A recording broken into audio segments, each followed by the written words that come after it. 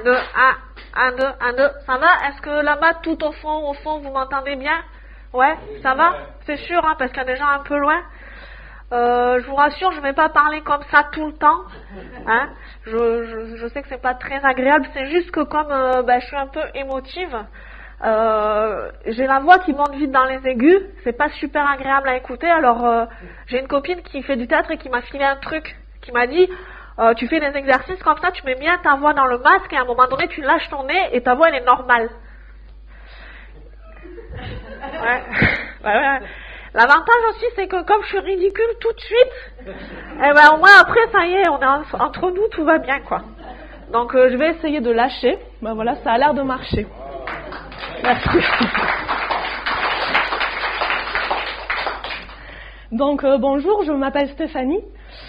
Je ne sais pas si vous avez remarqué, mais ma démarche n'est pas de très bonne qualité. En fait, c'est à cause de mon travail.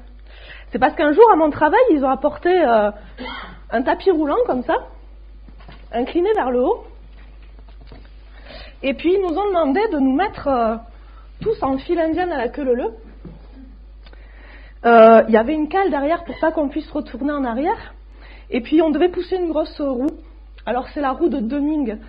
C'est une méthode de résolution des problèmes.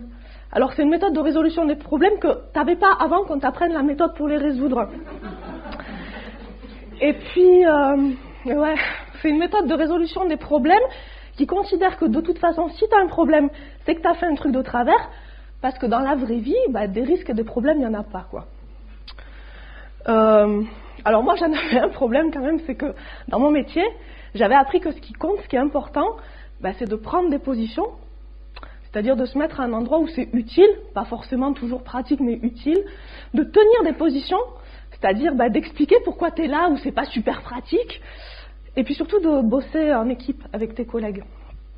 Alors en fait, quand tu es sur un espèce de tapis roulant comme ça, qui s'arrête pas, qui monte à la queue leu-leu, et que tu essayes de continuer à tenir tes positions, et à expliquer à tes collègues comment tu tiens tes positions et pourquoi tu les tiens, au bout d'un moment, tu te casses la gueule. Moi, je travaillais pas à l'usine, pas du tout. Non. Moi, j'étais monitrice éducatrice. J'ai travaillé 10 ans dans un foyer de vie avec des adultes en situation de handicap. Alors, on dit en situation de handicap parce que là-dessus, la société, elle est assez honnête, je trouve. Elle se rend bien compte que comme l'espace public n'est pas construit pour que tout le monde soit accueilli de manière égale, y a des gens que ça met en difficulté. Ah, il y a Régine qui arrive. Bonjour Régine. Salut Monique. Sur vos applaudissements.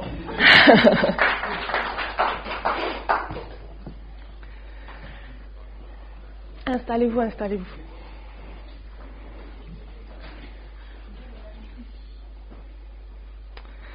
Donc, vas-y. Oui, en plus. Donc la société, elle se rend bien compte qu'elle n'est pas en capacité, qu'elle ne sait pas faire pour accueillir tout le monde de la même manière, donc elle considère que ça met les personnes en difficulté, donc ils sont en situation de handicap. Ce qui veut dire que potentiellement, si la norme c'était d'être, je sais pas moi, autiste, trisomique ou obèse, peut-être ça serait les autres qui seraient en situation de handicap. Ça, j'en suis même pas sûre, parce que peut-être ils auraient une autre manière de gérer l'espace collectif. Moi je travaillais en foyer de vie, donc foyer, qu'est-ce que c'est? C'est un établissement du médico-social. Le foyer, c'est pas compliqué à comprendre. Le foyer, c'est la maison, c'est l'endroit où on se sent en sécurité, c'est notre espace de vie. La vie, il faut quand même qu'on se mette d'accord. C'est quoi être en vie? Il y a des gens qui vont considérer que si on respire, ça suffit, on a envie. Mais la vie, est-ce que c'est pas aussi avoir des émotions, avoir des ressentis, des sentiments, des désirs, puis des accidents aussi qui transforment la vie en parcours de vie? Puis ça veut dire quoi quand tu es un adulte handicapé et que tu vas vivre dans un établissement du médico-social?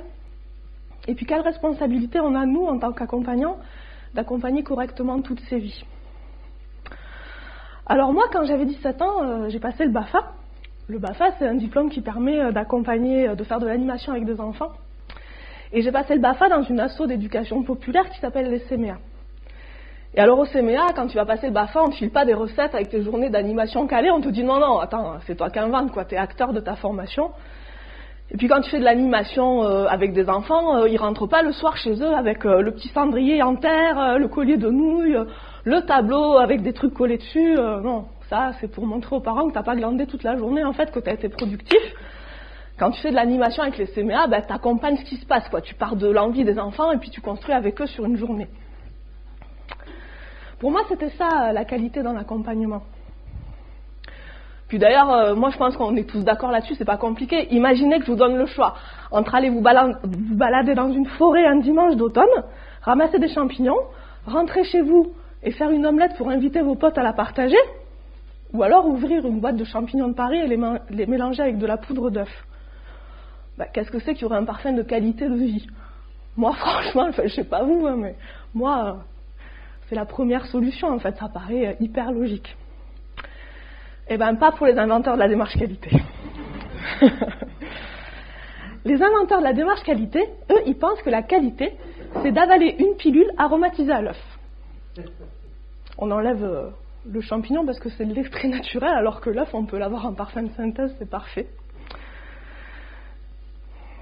Le truc, c'est que les résidents qui sont accueillis en institution, en foyer de vie, eux aussi, ils préfèrent aller ramasser les champignons dans la forêt, puis rentrer, les cuisiner et partager avec les copains, parce que il n'y a pas d'enjeu, en fait, c'est un moment de vie partagé, c'est valorisant, Mais le problème, quand tu vis en institution, c'est qu'avant de pouvoir manger une omelette aux champignons, faut respecter tout un tas de procédures.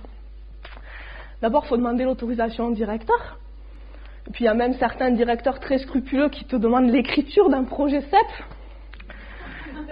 Et ouais. Ensuite, il faut vérifier que le jour où tu veux aller acheter ta bouteille d'huile et tes œufs en ville, tu as bien un véhicule qui est disponible, parce que les structures pour les personnes handicapées, elles ne sont pas en plein milieu du bourg, hein, elles sont souvent un peu à l'écart, dans la nature, dans la forêt, parce que c'est mieux, c'est plus calme. Il faut aussi vérifier que EDF n'a pas décidé de couper l'électricité pour faire des travaux sur les lignes, parce que tu peux chercher, hein.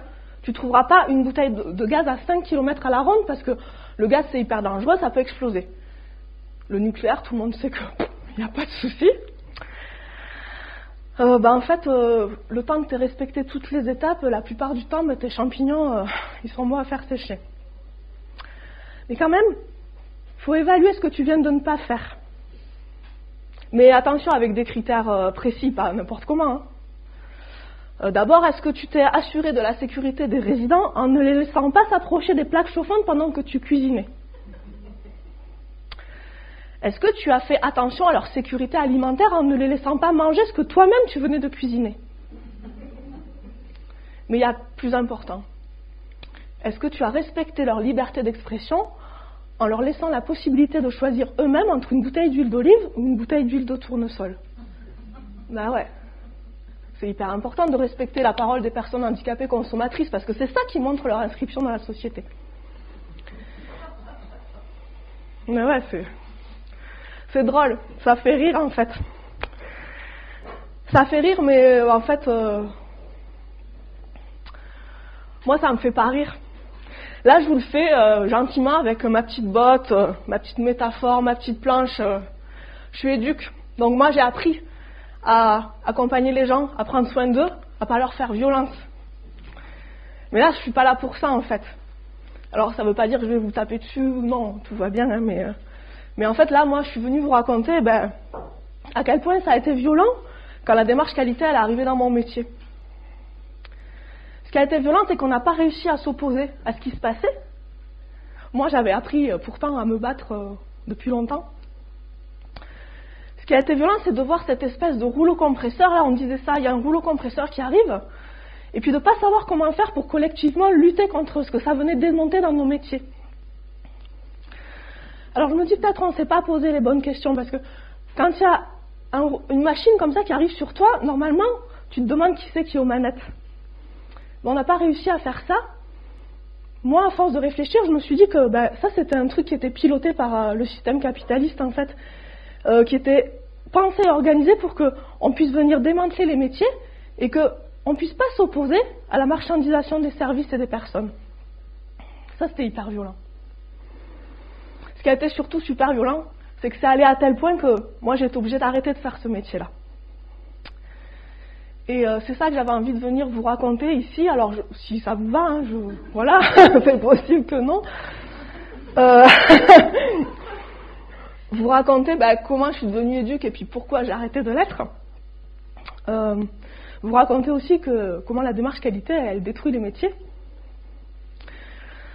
Alors ça va durer un petit moment, hein, je ne dis pas combien de temps parce que je suis plus très sûre, mais je voulais vous dire qu'il y avait un questionnaire de satisfaction à la fin.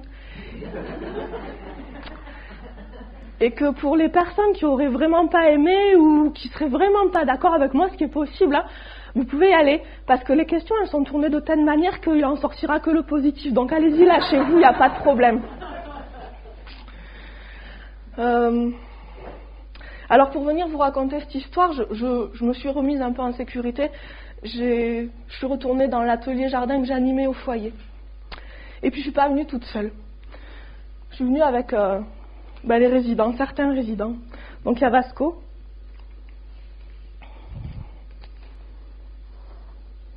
Et puis il y a Marguerite.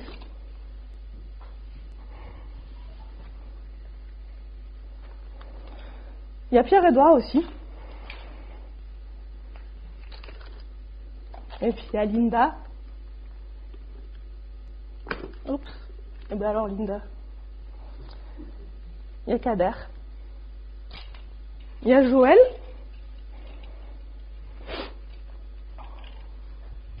Et puis il y a Colette. Voilà.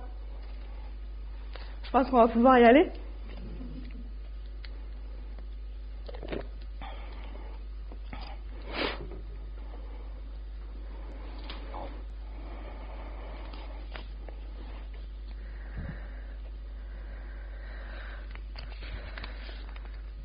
Dans le cadre de l'amélioration des pratiques des publics, je vais vous demander de procéder aujourd'hui à votre auto-évaluation.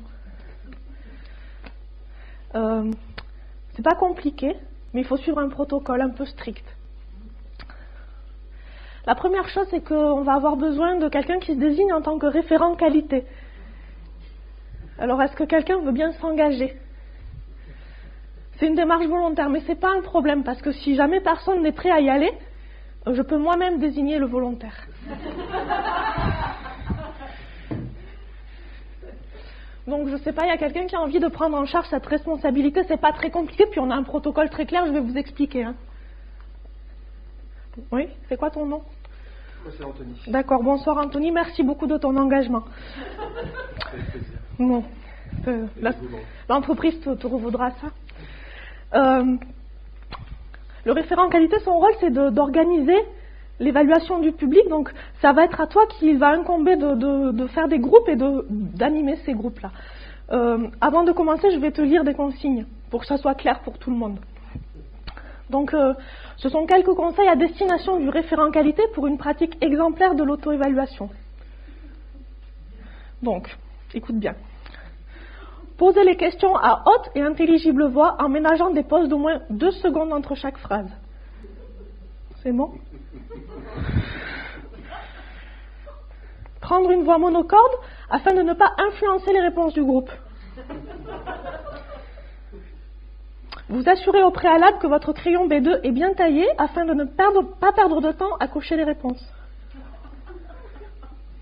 Être attentif pendant que le consultant énumère les conseils à destination du référent qualité pour une pratique exemplaire de l'auto-évaluation. Se saisir du document une fois que le consultant a terminé et attendre le signal pour proposer les items.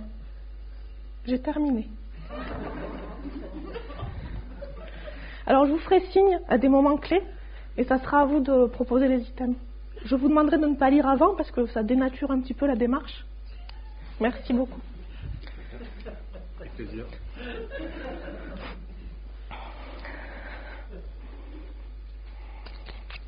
Alors,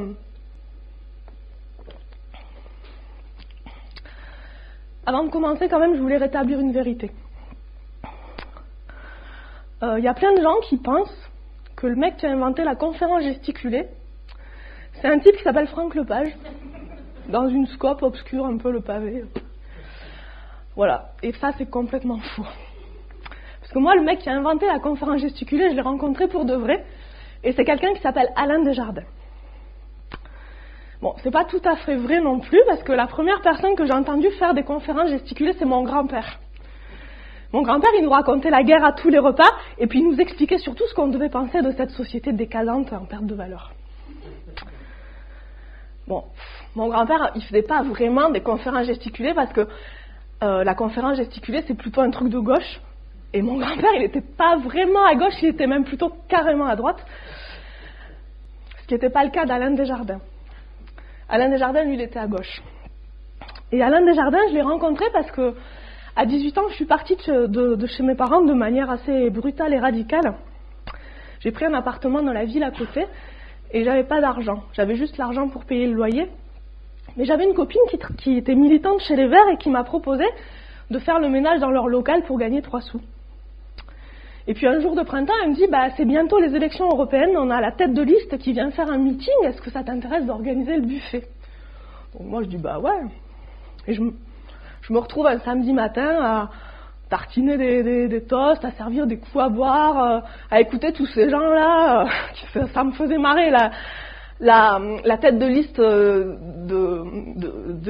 des Verts. Elle avait un énorme tournesol en plastique sur son tailleur. Là, je me disais putain, au niveau du symbole, on peut peut-être faire mieux, mais bon, je connaissais pas bien en fait les espaces comme ça. Et puis tout d'un coup, il y a un petit bonhomme qui arrive, tout frisé, les yeux tout bleus qui pétillent, une moustache et qui me dit salut, je m'appelle Alain Desjardins, c'est mon pâté là que tu es en train de mettre sur le pain. J'ai une ferme sur le Larzac, on fait de la volaille, des fruits rouges et puis de l'accueil. Et moi l'été, je cherche des gens pour venir bosser, est-ce que ça t'intéresse? Alors moi le Larzac, je sais même pas où c'est. La seule fois où j'en ai entendu parler, c'est au lycée, parce que j'avais un prof d'histoire géo qui avait menacé un de mes copains de finir sa vie là-bas à élever des chèvres, tellement il foutait rien. Wow. Moi, ça me choquait pas, je trouvais que c'était assez romanesque comme dessin, je voyais pas trop tel problème, mais bon. Et puis je dis, ouais, moi je veux bien, mais j'ai jamais fait ça, je sais pas si je saurais faire, quoi. Il me dit, mais t'inquiète pas, l'été, il y a plein de jeunes, t'apprendras vite, quoi. Et j'y suis allée. Et c'était génial parce que tout de suite, j'ai eu l'impression de trouver ma famille. J'ai eu vraiment l'impression que c'était chez moi, cet endroit-là. C'était une grande ferme, une belle bâtisse du XIIe siècle avec une immense salle d'allée. Au fond, il y avait une cheminée où on pouvait s'asseoir, une cuisine ouverte où on cuisinait à plusieurs, des grandes tables monastères, des bancs et des gens partout. On accueillait tout le monde. Il y avait des gens en vacances, il y avait des gens un peu en errance qui venaient bosser puis qui repartaient, il y avait des gens en souffrance. Et puis c'était des militants. C'était des gens qui parlaient politique tout le temps, qui montaient des projets, qui allaient lutter pour des trucs, lutter contre d'autres trucs. Et puis moi, à l'intérieur de ça, j'avais une place, j'avais une utilité, c'était important que je sois là. J'accueillais les gens. J'accueillais, je faisais à manger, je mangeais avec eux, je me mettais là où ils avaient besoin, j'étais disponible. J'avais une vraie utilité sociale. C'était ma famille, quoi. Parce qu'en vrai, dans ma famille à moi, c'était pas comme ça. Dans ma famille à moi, c'était la guerre. Mon grand-père, à 18 ans, il entend l'appel du général de Gaulle, on est en 1940. Moi, je viens d'une famille de pieds noirs, donc ils vivent au Maroc, et c'est une famille où ils sont tous militaires de père en fils. Et mon grand-père, il entend ce truc-là, puis il va trouver son père, il lui explique que lui, il va aller s'engager avec de Gaulle pour combattre les Allemands. Et son père lui tend une arme en lui disant « Mais si tu fais ça, moi j'aime autant que tu te suicides tout de suite parce que j'ai plus de fils. » Parce que c'est Pétain à l'époque qui est le héros de la guerre, c'est pas de Gaulle. Mon grand-père, il n'écoute pas, il s'enfuit, il s'engage dans un régiment de spahis marocains, il contourne la France par l'Italie, il va se battre contre les troupes allemandes, et quand la guerre est finie, il retourne au Maroc. Là, il rencontre ma grand-mère, qui est pied noir aussi, fille de garagiste. Ils se marient, et ils auront 5 enfants. Ma mère, c'est la 3e de la famille, et c'est la dernière à être née là-bas. Quand elle a 4 ans, en 1956, ils déménagent en Algérie pour le travail de mon grand-père, et en 62, ils sont rapatriés, juste 2 jours avant que leur maison soit plastiquée et explose. Alors, chez moi, les repas de famille, c'est la guerre. C'est la guerre parce que mon grand-père, il raconte la sienne, mais c'est aussi la guerre parce que mes oncles, ils se sont inventés la leur. Eux, ils font la guerre aux étrangers, tout le temps. Donc ils font plein de blagues dégueulasses, racistes, et puis ils parlent que de ça, de comment les étrangers, ils viennent prendre le travail des Français, comment ils profitent des allocations familiales, et puis c'est que des discours comme ça de haine. Ma mère, elle n'est pas d'accord avec ça. Mais ma mère, c'est une fille, et elle a appris que les filles, ça se faisait pas remarquer, et puis ça remettait pas en question la parole des hommes. Alors ma mère, elle se tait. Et comme elle se tait, moi je parle. Et plus je parle, plus c'est la guerre, parce que plus je grandis et plus j'ai des arguments. Un jour, j'ai 11 ans, on est tous en vacances dans un camping en Ardèche, et l'homme d'entretien du camping, il s'appelle Rachid. Rachid, c'est un vieux monsieur qui a presque plus de dents, qui est tout ridé, qui parle pas très bien français, qui a un joli sourire, et tous les matins, il passe devant les caravanes, et puis il balaye les feuilles, il ramasse les poubelles, il entretient, quoi. Et mes oncles, ils sont tout le temps en train de se moquer de lui parce qu'ils trouvent que Rachid, il n'est pas très intelligent. En même temps, ils savent pas parce qu'ils n'ont jamais essayé de discuter avec lui. Alors moi, ça m'énerve et on se dispute. Le lendemain matin, quand Rachid, il passe devant la caravane, mes oncles, ils m'attrapent par les bras et par les jambes, ils me tirent vers lui, puis ils me disent, tu vas l'embrasser, Rachid, puisque t'es pas raciste. Vas-y, embrasse-le. Alors moi, je me débat, j'arrive à m'enfuir. Puis j'ai hyper honte. J'ai super honte parce que déjà je pense que Rachid il va croire que si je suis raciste puisque j'ai pas voulu l'embrasser. Et puis j'ai surtout super honte parce que je comprends vraiment pas pourquoi je suis née dans cette famille-là, quoi. Alain Desjardins, lui, à 18 ans, il s'engage chez les parachutistes. On est en 1954. C'est le fils d'un maraîcher de l'Oise, de la baie de la Somme. Son père, c'est un mec qui est hyper autoritaire et tyrannique. Alain, c'est l'aîné de 8 enfants. Et il n'a pas eu le droit de continuer l'école après le certificat d'études parce que son père avait besoin de main-d'œuvre sur la ferme. Et il en a marre, il ne sait pas comment s'en sortir. Et un jour, il passe devant la gendarmerie de son village et les gendarmes lui expliquent que s'il s'engage dans l'armée, il peut être émancipé même s'il n'a pas encore 21 ans, qui est l'âge de la majorité à l'époque. Donc c'est ce qu'il fait. Il fait 2 ans d'école de sous-officier. Et à 20 ans, on l'envoie en Algérie. Parce qu'à ce moment-là, en Algérie, vous savez, il y a des opérations de pacification. Et ouais, parce que les Algériens, ils ont dit, mais nous, on en a marre, on veut plus être français, donc De Gaulle, qui est un grand démocrate, il fait un référendum, il consulte les gens, puis les gens, ils disent, non, c'est nul, il faut que l'Algérie, elle reste française. Donc il écoute le peuple, De Gaulle. Donc il envoie l'armée pour expliquer aux Algériens, que non, c'est pas une bonne idée du tout, voilà. Ça, c'est ce que l'histoire nous enseigne, hein. Donc Alain, il arrive là-bas, il a 20 ans, et il voit les viols, il voit les exécutions sommaires, il voit les passages à tabac, les tortures, et c'est pas possible. Il décide de ne pas obéir aux ordres, il décide d'essayer de dire à ses hommes de ne pas obéir non plus, mais c'est compliqué parce que la hiérarchie militaire, elle est très présente. Le soir, il discute avec un prêtre ouvrier et quelques camarades, ils essayent de trouver des stratégies pour pas cautionner ce truc-là, et puis ils se disent surtout que quand ils vont rentrer en France, ils vont parler, ils vont dénoncer. Et il n'a jamais arrêté de faire ça, Alain. Alors le soir, quand la moitié des gens est allée se coucher, il ouvre le placard, il sort les petits verres, l'agnole, on se pose en bout de table avec les derniers, et puis déjà il commence par écouter ce que les gens ont à dire, et lui il raconte. Alors il raconte l'Algérie bien sûr, mais il raconte aussi les luttes auxquelles il a participé en France, il raconte la guerre la grève, mais c'est presque pareil, la grève des femmes des Nouvelles Galeries à Roubaix qui se mettent en grève parce que le matin, le contremaître, quand il arrive, il les fait s'aligner comme ça, il vérifie que la couture du bas est bien au milieu du mollet, et si c'est pas le cas, elles rentrent chez elles, elles sont pas payées. Il raconte aussi la lutte du Larzac. Je sais pas si vous connaissez la lutte du Larzac. Je sais pas s'il y en a qui ont été... T'en as entendu parler? Ouais. Philippe, t'étais toi sur le Larzac? Une fois. Toi aussi. Ouais, voilà. Il y a des gens qui ne connaissent pas du tout. Ouais. Je vais vous raconter alors. La lutte du Larzac, ça commence en 1971. À cette époque-là, on a un ministre de l'Intérieur qui s'appelle Michel Debré et qui se dit que ça serait quand même vachement bien si le camp militaire qui est sur le Larzac, on l'agrandissait pour pouvoir faire plus d'opérations, d'entraînement et tout ça. Il se dit, c'est pas un problème, on va le faire parce que de toute façon, le Larzac, personne ne sait où c'est, hein, effectivement. Et puis, il se passe rien là-bas. Il n'y a rien. Donc, il fait un décret qui dit que le camp militaire va être agrandi. Le problème, c'est que sur le Larzac, il n'y a pas rien. Il y a des familles de paysans qui élèvent des brebis pour faire du lait, pour Roquefort, souvent. Et que agrandir le camp, ça sous-entend les exproprier. Alors, c'est pas des paysans politisés, c'est des gens plutôt traditionnels, qui sont habitués à écouter l'autorité, à pas remettre en question, qui vont à l'église, qui sont pas du tout des gens qui vont remuer. Parmi eux, il y en a quelques-uns qui sont partis travailler en Afrique dans des structures agricoles où on était plutôt sur des modes de coopération et qui reviennent sur le Larzac, et puis ensemble, ils discutent de ce truc-là, puis ils se disent non, c'est pas possible, en fait, on peut pas laisser faire ça.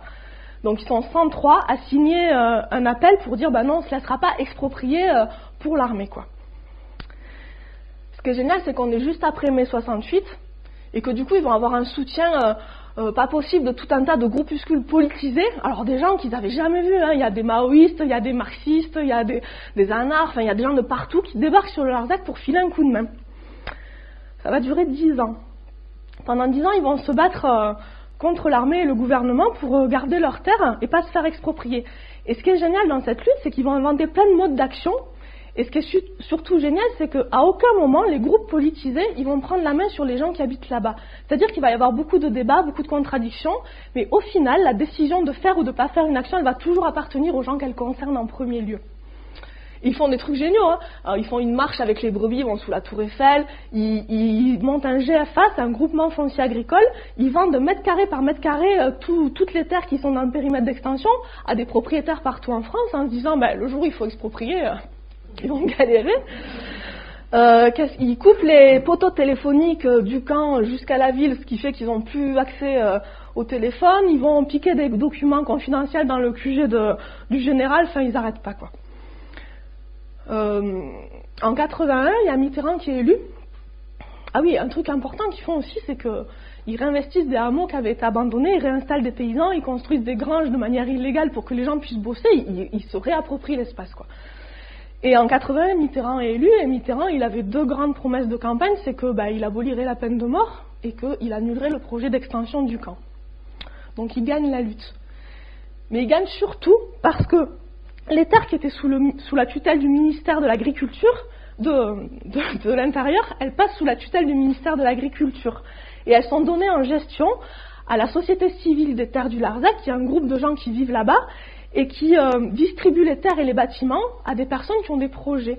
Des projets agricoles, mais plutôt avec un peu des critères de respect de l'homme, de l'environnement, de l'homme et de la femme, attention, de l'environnement, des projets plutôt...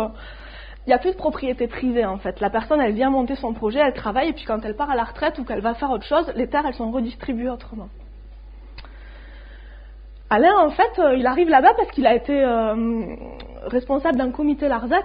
À l'époque, il habitait Boulogne, il a monté un comité Larzac, donc il fait partie de tous ces gens qui ont soutenu. Ça fait un moment qu'il cherche à revenir un peu à la terre, et en 83, il postule, et puis on lui attribue cette ferme avec ces terres-là, sur un projet agricole et d'accueil. Moi, cet endroit, j'étais censée y bosser pendant 1 mois, et j'y suis restée quelques années. Je pense que c'est là-bas que j'ai tout appris, en fait. Tout appris de mes outils d'ensuite. Après, je suis partie bosser un peu dans des mouvements paysans, j'ai fait quelques trucs, et puis, à un moment donné, je me dis quand même, ça serait bien que je trouve un vrai métier. Mais je suis bien emmerdée parce que j'ai 28 ans, je sais toujours pas ce que je voudrais faire quand je serai grande. Ouais. Je sais toujours pas ce que je sais faire, parce qu'en fait, tout ce que j'ai fait avant, je l'identifie pas vraiment comme un métier. Bon, je réfléchis, je me dis, en fait, qu'est-ce que j'aime dans la vie? Moi, j'aime les gens, ça c'est sûr. Je vais faire une formation d'éduc. Parce que les éducs, forcément, comme ils s'occupent de gens un peu en difficulté, un peu cabossés, forcément, c'est des humanistes. C'est des gens qui réfléchissent, qui analysent, qui remettent en question, quoi. C'est pour moi. Donc je passe le concours, je suis prise, je vais faire 2 ans d'école. Puis après mes 2 ans d'école, il faut que je trouve un boulot. Bon, attention, parce que quand tu fais 2 ans d'école d'éduc, l'idée selon laquelle les éducateurs, c'est des gens qui réfléchissent, qui analysent, qui remettent en question, qui sont humanistes.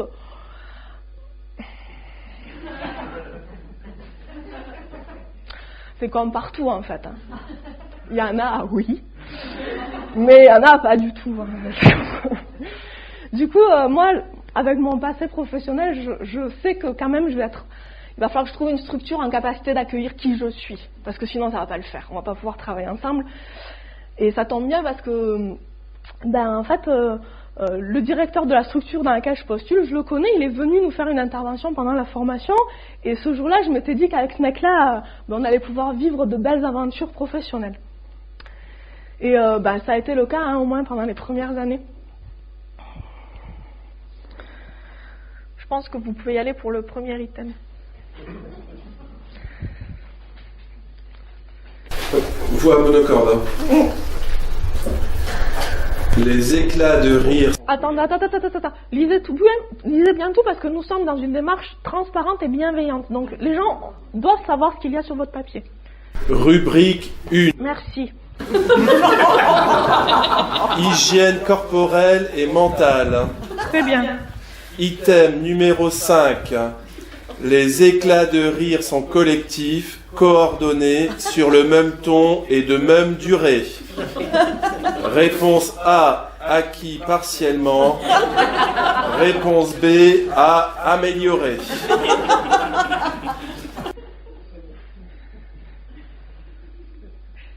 Vous avez le droit de vous concerter. Hein. Soyez sympa parce que le référent qualité, il est novice. Donc, ne lui alourdissez pas la tâche. Je pense que vous pouvez redire parce que je pense qu'ils n'ont pas bien compris quel était leur rôle. Les éclats de rire sont collectifs, coordonnés, sur le même ton et de même durée. Réponse A, acquis partiellement. Réponse B, à améliorer. Acquis partiellement. On met A. C'est la différence entre les deux en fait. Alors, ne vous laissez pas troubler par les... Non, il y a une possibilité, pas du tout. Pas du tout non plus. Ne vous laissez pas troubler. Pardon ? Oui, mais ça ne va pas servir votre cause.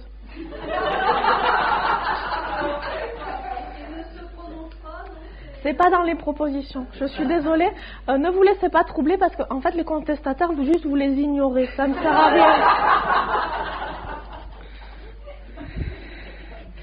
rien. N'oubliez pas que vous êtes chronométré. Et puis, qu'après la réponse, il faut proposer un axe d'amélioration parce qu'on peut toujours améliorer. C'est continu l'amélioration. Si c'est trop difficile, je vous propose qu'on y revienne plus tard. Bon, on va dire que c'est la première.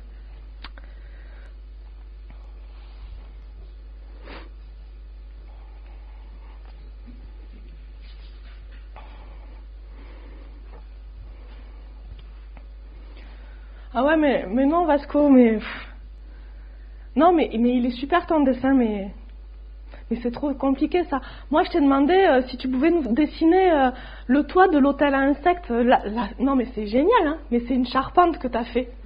Moi, je suis pas capable de faire ça. Oui, je sais, je suis désolée, hein. Moi, je suis éduque, je suis pas charpentière, je suis pas menuisière. Quoi, qu'est-ce qu'il a, l'hôtel ? Ben oui, je vois bien. Oui, je vois que ça fait 3 jours qu'on est là, à clouer, déclouer, remettre, que c'est tout tordu. Et tu sais quoi, Vasco ? Moi, je trouve qu'il est génial, cet hôtel à insectes, parce qu'il nous ressemble, il est comme nous, il est tout penché, tout tordu. Il y a des coins, il y a des recoins. Moi, je préfère ça, plutôt qu'un truc où tu sais tout de suite ce qu'il va avoir à la fin, où il n'y a pas de surprise, où tu dois pas, tu vois, réfléchir, chercher. Et puis, ce qui est vachement important, c'est que, tu vois, là, on a pu le faire tous ensemble, ce truc-là. Mais tu veux pas, s'il te plaît, essayer de me redessiner un truc simple, qu'on puisse le terminer ? Ouais, merci, c'est cool. Vasco, je l'accueille à l'atelier depuis qu'il est arrivé au foyer. Il sait plein de trucs. Il sait même plus de trucs que moi sur le jardin. C'est lui qui m'a expliqué, par exemple, que quand tu retournes la terre pour semer, si tu veux enlever les cailloux et les racines, eh ben, au lieu de mettre ton râteau avec les dents en bas, il vaut mieux le mettre avec les dents en haut. Comme ça, tu es sûr de ramener que les trucs qui te gênent, pas la terre. Et puis Vasco, il est incollable sur tout ce qui porte un uniforme. Des militaires, en passant par le mec qui ramasse les poubelles, par les pompiers, enfin, il est incollable. Il a plein de costumes comme ça. Alors mes collègues au foyer, ils parlent toujours de ces perpétuels déguisements. Moi, ça me fait toujours bizarre parce que quand il vient à l'atelier, Vasco, je le connais dans sa tenue de travailleur, son gilet avec ses poches remplies de clous et de bouts de ficelle. Quand je le croise au foyer, j'ai l'impression qu'il est caché. Ça me fait tout bizarre. Vasco, on sait qu'il a besoin d'espace. Il a besoin d'espace à remplir parce que sinon il explose. Et quand il explose et qu'il est un militaire, c'est pas facile à gérer. Alors il en sème partout. Dans sa chambre, c'est un espèce de capharnaüm avec des bidons, des morceaux de bois, des cailloux, des trucs qu'il ramasse partout. Et puis il en met aussi un peu partout dans l'établissement. Alors régulièrement, les éducs, ils vont vider la chambre parce que putain, Vasco, si tout le monde fait comme toi, on s'en sort plus. Hein. Ça fait longtemps que Vasco, il demande à construire une cabane sur le grand terrain du foyer. Une cabane où il pourrait transporter une partie de son barda puis jouer à qui il veut être. Une cabane aussi d'où il pourrait surveiller qu'il nous arrive rien de fâcheux sur la gueule parce que quand tu connais son histoire, Vasco, tu comprends que pour lui c'est important de voir venir. Alors à l'époque, l'équipe éducative, elle avait bien entendu sa parole et puis elle l'avait relayée dans son projet personnalisé.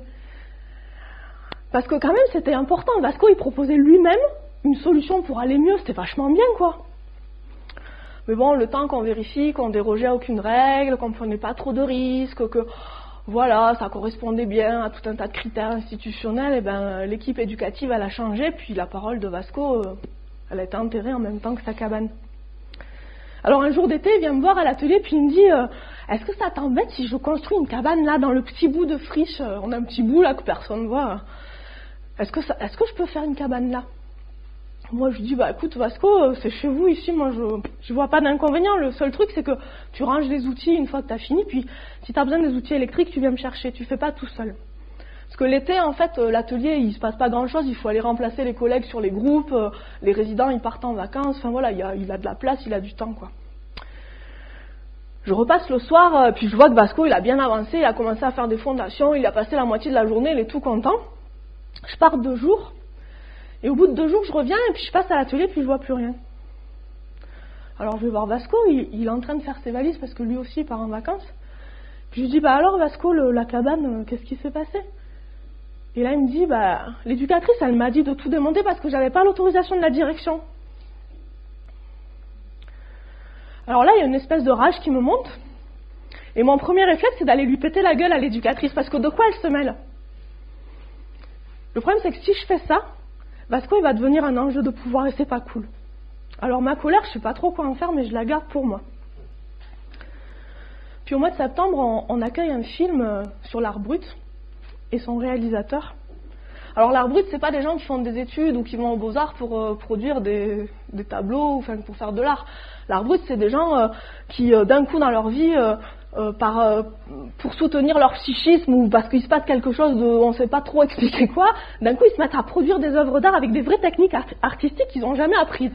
Alors je sais pas, il y a par exemple le facteur cheval qui est assez connu dans ce truc-là, mais il y a beaucoup de gens qui ont vécu toute leur vie en institution psychiatrique ou médico-sociale et qui ont créé comme ça plein d'œuvres. Voilà, il y a le directeur d'une fondation d'art brut à Lausanne qui dit que l'art brut c'est une création délogée. En fait, c'est pas quelque chose qui est fait à la base pour être sur le marché de l'art, c'est quelque chose. Voilà. Et du coup, on accueille ce film et moi, la première image, je me dis ah là là, c'est dommage que Vasco il soit en séjour de rupture à l'hôpital psychiatrique justement parce qu'il a pété un plomb pendant l'été, il est allé se reposer. Parce que je trouve qu'il serait hyper réconforté par la pagaille autorisée qu'on voit. La première image, c'est la chambre d'André Robillard. Et André Robillard, c'est un mec qui est très connu dans l'art brut. Lui, il fait des armes, il fabrique des fusils, avec du bois, du caoutchouc, des trucs de récup. Mais il fait pas des fusils comme on fait quand on est petit, qu'on joue à l'épée. Hein. Il fait des fusils qui sont répertoriés dans un catalogue. Ça correspond à des périodes de sa vie. Enfin, c'est vraiment quelque chose qui l'aide à tenir debout, quoi. C'est de l'étayage. Et puis ensuite, on passe à une autre séquence. Et là, c'est un Québécois. Et lui, il construit des cabanes. Alors, il va dans la forêt, il ramasse tout ce qu'il y a par terre, des petits trucs, des machins, et il va en haut des arbres, il construit des cabanes, et tu te dis, non mais, jamais de la vie ça va tenir. C'est des trucs, ça défie la loi de la gravité, quoi. C'est vraiment impressionnant, il fait, si, ça tient. Il vit là 4 mois, et puis au bout d'un moment, il abandonne ça, et puis il va faire ça ailleurs. Tu sens que vraiment, c'est un prolongement psychique, quoi, que vraiment, c'est des trucs qui l'aident à tenir debout. À la fin, il y a un débat.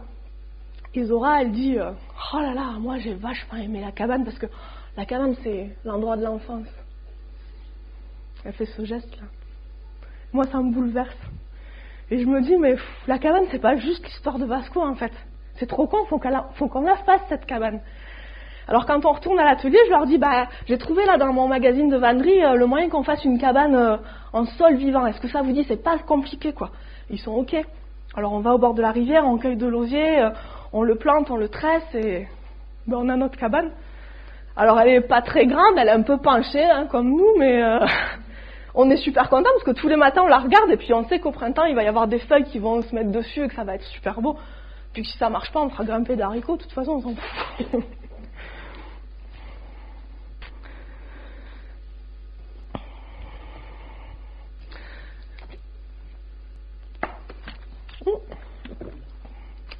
Je vais pas m'électrocuter si je mets de l'eau sur le micro. Alors, le foyer dans lequel je travaille, c'est un foyer qui appartient à une grosse association où il y a à peu près 15 établissements. Et nous, dans ce foyer, on est un peu les derniers Gaulois qui résistent à l'envahisseur. Enfin, en tout cas, c'est comme ça qu'on se perçoit. Parce qu'en fait, on a des cadres qui viennent du terrain, une direction qui vient du terrain, et qui temporise énormément les directions venues de la direction générale de la DG, parce que les décisions de la DG, elles sont plutôt portées sur la réduction des coûts que sur la valorisation du travail clinique. Mais nous, ça va parce qu'on a des cadres qui font le tampon, donc tout va bien. On est dans une structure où il y a beaucoup de débats, beaucoup d'échanges, beaucoup d'espaces d'analyse, où on est quand même... on est en confiance, on peut proposer des choses, on est suivi, on peut se planter, le dire. Enfin voilà, c'est une bonne ambiance de travail, on a des vrais outils pour accompagner les personnes. Beaucoup de co-construction. Ce foyer, il est très vieux. Il n'y a pas une chambre par résident. Et du coup, le projet, c'est de déménager dans la ville à côté, de construire un nouveau foyer pour aller vivre là-bas. Et ça va de pair avec un projet d'établissement qui dit qu'on est sur de la prise de risque accompagnée, qui est déjà assez subversif.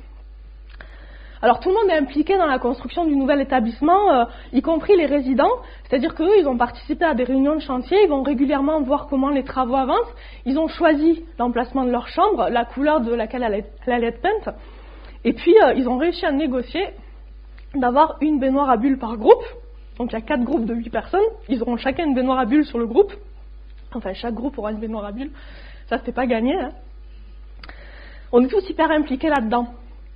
Et puis, il y a le projet d'établissement. Donc, la prise de risque accompagnée, c'est génial. Ça veut dire que comme on va être en ville, les résidents, ils vont pouvoir aller faire des choses tout seuls sans nous. On va les aider à faire ça, on va sécuriser. On va faire avec eux au début, puis voir comment ils se débrouillent, et puis petit à petit, les laisser faire. Donc, ça veut dire que ils vont pouvoir aller chez le coiffeur tout seuls, boire des coups, au cinéma, faire des activités sportives ou culturelles avec les gens de la ville. Voilà. C'est notre projet. Et puis, il y a aussi le projet jardin. Alors le projet jardin, c'est génial parce que l'idée c'est que les résidents ils fassent des trucs tout seuls à l'extérieur, mais comme on va être dans un quartier, l'idée c'est aussi que les gens du quartier puissent venir dans le foyer. Ce ne soient pas toujours les mêmes qui sont obligés de sortir. Donc le projet jardin, c'est par exemple un chemin qui va traverser le jardin où les gens du quartier pourront se balader, s'asseoir sur des bancs, puis discuter avec nous, les résidents. Ça veut dire qu'on va pouvoir cultiver nos légumes et les manger à la cantine, parce qu'en fait, on a réussi aussi à négocier d'avoir notre propre cuisine, ce qui n'est pas non plus dans l'air du temps. L'air du temps, c'est une cuisine centrale qui balance de la bouffe. Nous, non, on a notre propre cuisine avec nos cuisiniers, et on va pouvoir produire une petite partie de ce qu'on mange. Mais c'est génial, parce que cultiver des légumes que tu vas pas bouffer après, ça n'a aucun sens, que là, ça a du sens.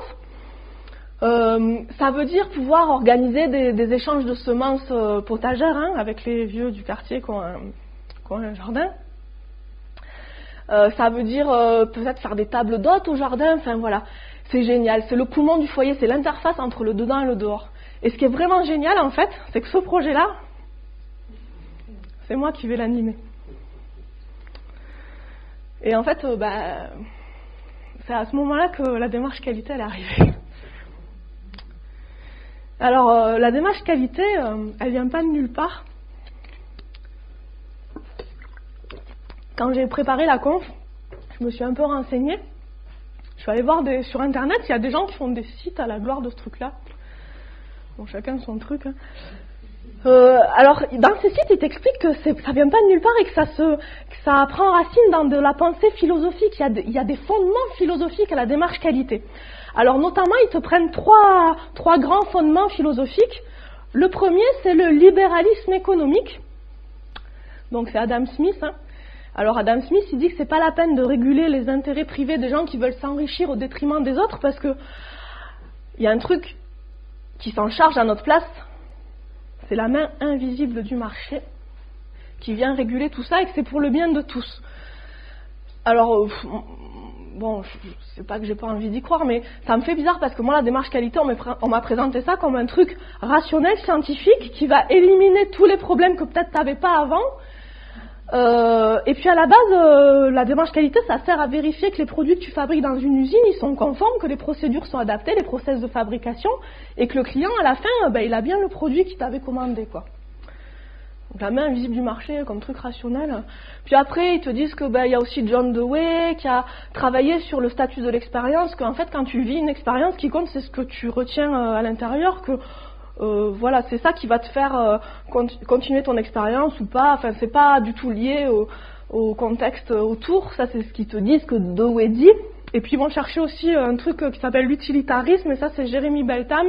Et c'est quelqu'un qui a travaillé sur comment faire pour augmenter le gain du plaisir dans l'action. Parce que lui, il dit qu'il y a deux raisons pour lesquelles les gens sont en action. C'est quand ils vont vouloir éviter la punition ou augmenter le plaisir. Donc, lui, il travaille aux conditions d'augmentation du plaisir. Et puis il y a Deming. Donc voilà, donc ils te disent, tous ces gens-là, ils ont monté cette théorie de la démarche qualité,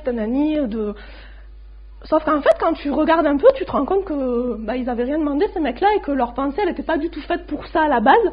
Dewey, par exemple, c'était un philosophe de l'éducation qui n'était pas du tout qui n'avait pas du tout conscientisé la démarche qualité.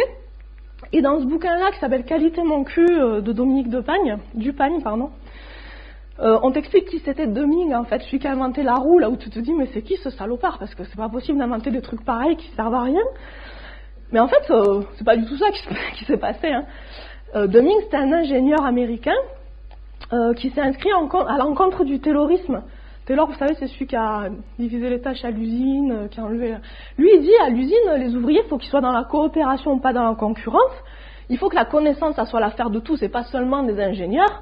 Et puis il dit surtout, la direction, elle doit être au service de l'outil de production et pas l'inverse. Donc lui, il arrive avec cette théorie-là, en 1945, il va présenter ça aux États-Unis, et en fait, il se fait mettre au banc. Ce mec, c'est un dangereux révolutionnaire, sa méthode, elle échoue. Jamais personne n'utilise sa méthode aux États-Unis, quoi. Donc voilà, en fait, les gens qui te prennent la démarche qualité, ils sont allés chercher des petits bouts, ils ont tout mis dans un sac, ils ont secoué, ils ont dit, voilà, méthode scientifique, validée par tel et tel et tel grand penseur. Ok. Bon, alors en fait, quand ils viennent sur ton lieu de travail pour t'expliquer le truc, ils ne parlent pas de tout ça, parce que sinon, quand même, ça te mettrait un peu la puce à l'oreille. Non, eux, ils viennent t'expliquer qu'ils sont là pour t'aider à évaluer tes pratiques. Alors là, tout de suite, tu te demandes ce que tu as fait de travers, parce que moi, perso, j'avais pas l'impression que je faisais si mal mon boulot que ça. Puis après, ils te disent qu'en fait, le problème dans le travail social, c'est qu'on comprend rien. On ne sait pas dire, nous, les éducateurs, ce qu'on fait au boulot. Bon, là, tu t'interroges, parce que quand même, en tant qu'éduc, tu sais que tu as un jargon professionnel. Tu sais que tu as une espèce d'entre-soi. Et que si tu veux t'adresser à des gens qui passent pas leur vie en institution, tu es obligé d'adapter, parce que sinon, ils comprennent pas, quoi. Allô, Madame Drichon? Oui, bonjour. Oui, c'est Stéphanie, l'éducatrice de Jacques. Non, il va très bien, vous inquiétez pas. Je vous appelle juste parce que comme je suis référente de son PP, je voulais voir avec vous une date de réunion. Pardon? Ah non, mais non, pas son grand-père, je sais bien qu'il est mort, son grand-père. Son PP, son projet personnalisé. Et ouais, il faut faire gaffe. Parce que là, par exemple, tu peux te retrouver vite fait référente du pape. Moi là, perso, j'ai pas envie d'être référente du pape. Hein. En ce moment, le pape, c'est le projet d'accompagnement personnalisé. Tout ça pour dire que la question de ta lisibilité, en vrai, tu te la poses. Alors que dans ton planning, tu as plein d'espaces formalisés qui font partie de ton métier où tu expliques ce que tu fais. Tu fais les transmissions pour tes collègues, donc tu écris sur un cahier ce qui s'est passé dans la journée avec le groupe, pour ton collègue qui arrive après, T'écris sur le cahier personnalisé de chaque résident les événements qui se sont passés, des hypothèses de travail, des analyses. Tu as des espaces d'analyse des pratiques, tu fais des bilans d'activité. Quand tu les accompagnes faire un truc, t'expliques comment ça s'est passé, pourquoi c'était bien, pourquoi c'était pas bien, ce que tu as ressenti. Tu fais des comptes rendus de réunions d'équipe. Qu'est-ce que tu fais d'autre? Tu fais des bilans de synthèse aussi. Enfin voilà, on est tout le temps en train d'expliquer ce qu'on fait en fait. Et là, ils enfoncent le clou. Ils te disent que ton établissement, c'est un de ceux qui coûte le plus cher. Et qu'il y a plein de gens qui font la même chose avec beaucoup moins d'argent et que là, quand même, il va falloir expliquer parce que c'est de l'argent public. Alors, le foyer dans lequel je travaillais, moi, le budget, c'était 200 € de prix de journée. Le prix de journée, c'est ce que coûte l'accompagnement d'un résident sur la base de l'accompagnement éducatif, les soins infirmiers, tout ce qui est électricité, repas, enfin voilà, combien ça coûte d'accompagner une personne. Donc nous c'était 200 €, tu multiplies par le nombre de résidents et par le nombre de jours et tu as en gros le budget d'établissement. Donc moi j'ai calculé, ça fait à peu près 3 millions d'euros pour une année, quoi. Voilà, donc en fait c'est là que le quiproquo il s'installe. Mais c'est pas un quiproquo en fait, c'est une arnaque. Parce qu'évaluer on sait le faire. Mais là, ce qu'on fait, c'est du contrôle qui ne dit pas son nom. Et ce qui est hyper pervers, c'est qu'on va te demander en tant que professionnel d'adhérer à cette démarche et de la porter, comme si avant ça, il n'y avait jamais rien eu d'autre. Parce que c'est pour t'aider à faire mieux ton travail.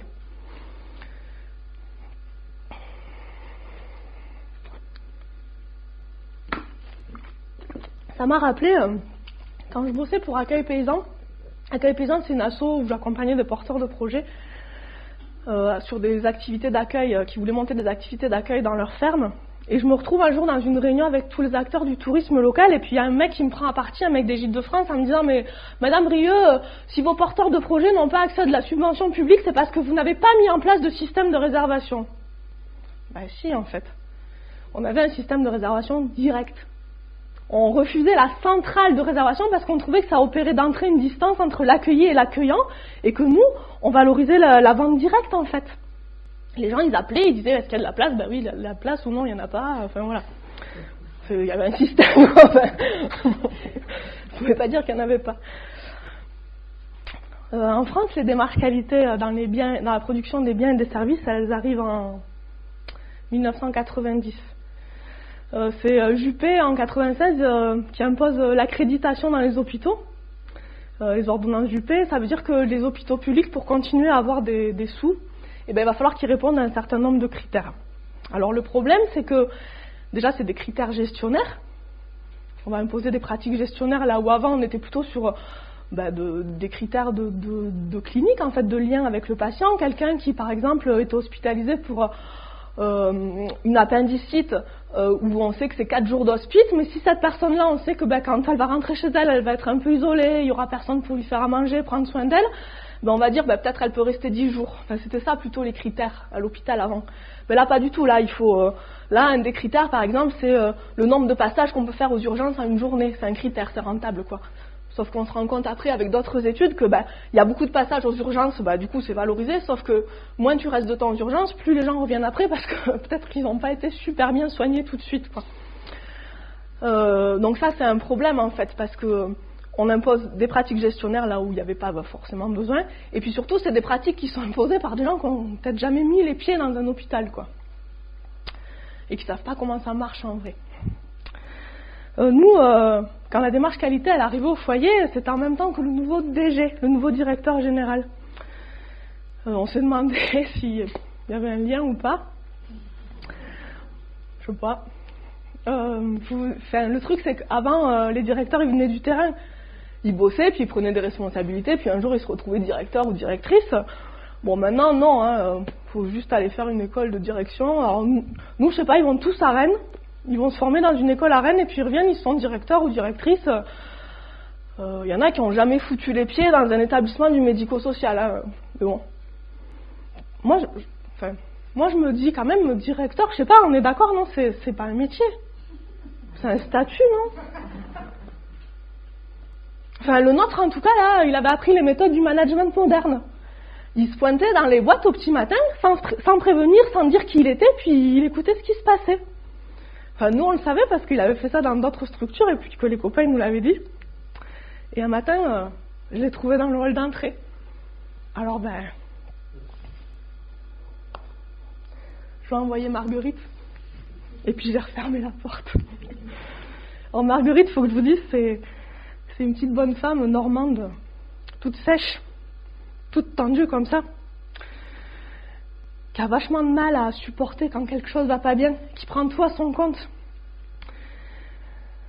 Et puis Marguerite, et à ce moment-là, en fait, nous, à tes souhaits, nous au foyer, on râlait beaucoup parce qu'il avait beaucoup plu, ça avait raviné tous les chemins, et il y avait des gros trous, c'était super galère, dès qu'on voulait prendre un véhicule, ça tanguait dans tous les sens, les résidents qui partaient se balader, on avait toujours peur qu'il y en ait un qui se casse une jambe, et on avait beau alerter la DG, il n'y avait rien qui bougeait, donc on était un peu énervés. Quand j'ai rouvert la porte 10 minutes plus tard, le DG était coincé dans un coin comme ça, avec Marguerite, le petit doigt en l'air, toute rouge, qui lui expliquait sa façon de penser. Bon, Marguerite, il ne faut pas que ça dure trop longtemps, parce que après c'est difficile de l'arrêter. Alors j'ai dit, Marguerite, t'aurais pu inviter le monsieur à boire le café quand même. Alors elle a souri, elle s'est exécutée, mais il n'a pas voulu, il est parti. Et là j'ai vu à quel style de directeur on avait affaire. Marguerite, elle aurait dit à quel genre de style, parce qu'elle parle comme ça, Marguerite. Ouais, parce que notre directeur à nous, tous les midis, il mangeait sur les groupes avec les résidents. L'espace du foyer, c'était l'espace de vie de tout le monde. Il n'y avait pas d'espace réservé. Les résidents, ils allaient boire le café avec la secrétaire, manger un petit gâteau avec la comptable, taper la discute avec la chef de service. On pouvait passer la porte du bureau du directeur chaque fois qu'on en avait besoin, et eux, c'était pareil, quoi. On était tous hyper impliqués dans la vie de ce foyer. Il y a une chercheuse en sciences de l'éducation qui s'appelle Christine Mias, qui a essayé de comprendre comment ça se faisait qu'à des endroits, les gens étaient plus impliqués qu'à d'autres au niveau d'un collectif de travail. Et elle a modélisé ça sous la forme d'un triangle qu'elle a appelé le triangle de l'implication. Elle s'est rendue compte que pour que les gens soient impliqués, il fallait qu'ils trouvent du sens à leur métier, qu'ils aient des repères clairs du cadre dans lequel ils bossaient, et que du coup tout ça, ça donnait le sentiment de maîtriser. Et que quand tous ces trucs-là étaient réunis, les gens étaient plus impliqués que dans les endroits où il y avait un peu des défaillances, quoi. Et c'est ça aussi que la démarche qualité, elle vient casser. Parce que nous, c'est comme ça qu'on bossait. Tout le monde était, tout allait bien, quoi. Je bois un coup.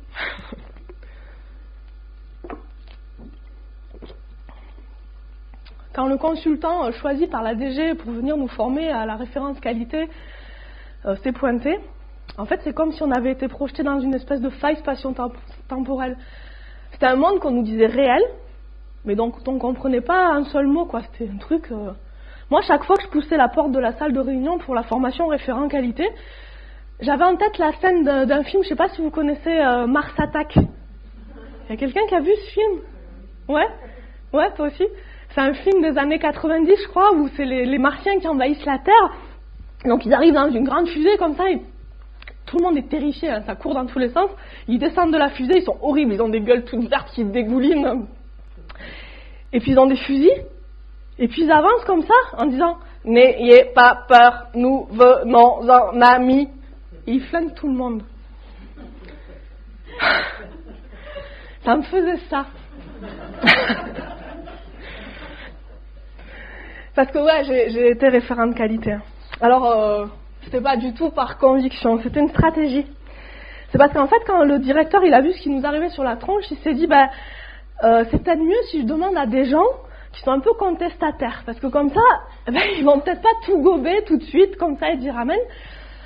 Bon, ça a été un peu compliqué parce qu'il a demandé à quelques personnes, et puis franchement, personne ne voulait se cogner ça tout seul. Hein. Donc on a dit, ok, mais on le fait à 4. Mais ça pose un problème parce que le DG, il a dit, non, c'est pas possible, parce qu'il y a une prime. Donc à qui je la donne, moi, la prime? Il a dit, je la donnais au plus ancien. Puis on a dit, non, c'est pas juste, parce que le plus ancien, c'est déjà lui qui a le plus haut salaire, donc en plus il a une prime, c'est pas cool.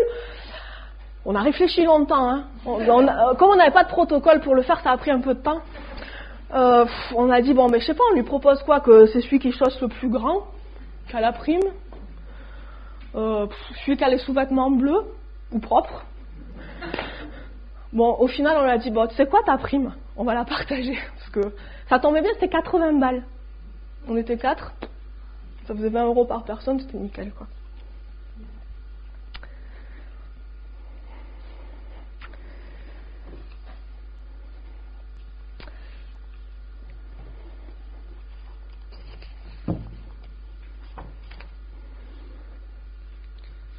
Je vais vous informer des principes de la démarche qualité.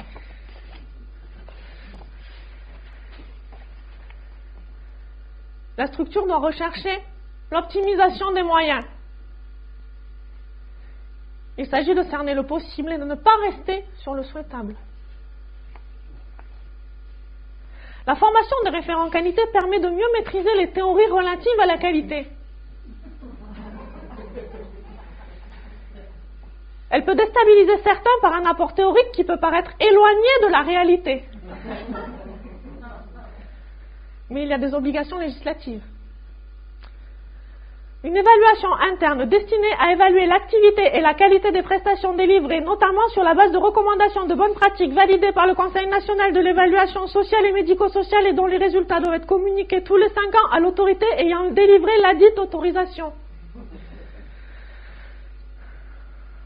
Une évaluation externe, pratiquée tous les 7 ans, par des organismes habilités sur avis de ce Conseil national selon la méthodologie également validée par le dit Conseil.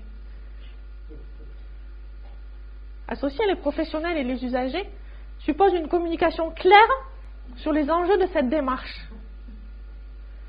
Cette communication sur les enjeux débutera en amont de l'entrée dans la démarche qualité, contribuant ainsi à lever les résistances qui pourraient émerger. L'objectif est bien de faire partager un langage commun. Excusez-moi, on frappe là. Oui, Pierre-Édouard.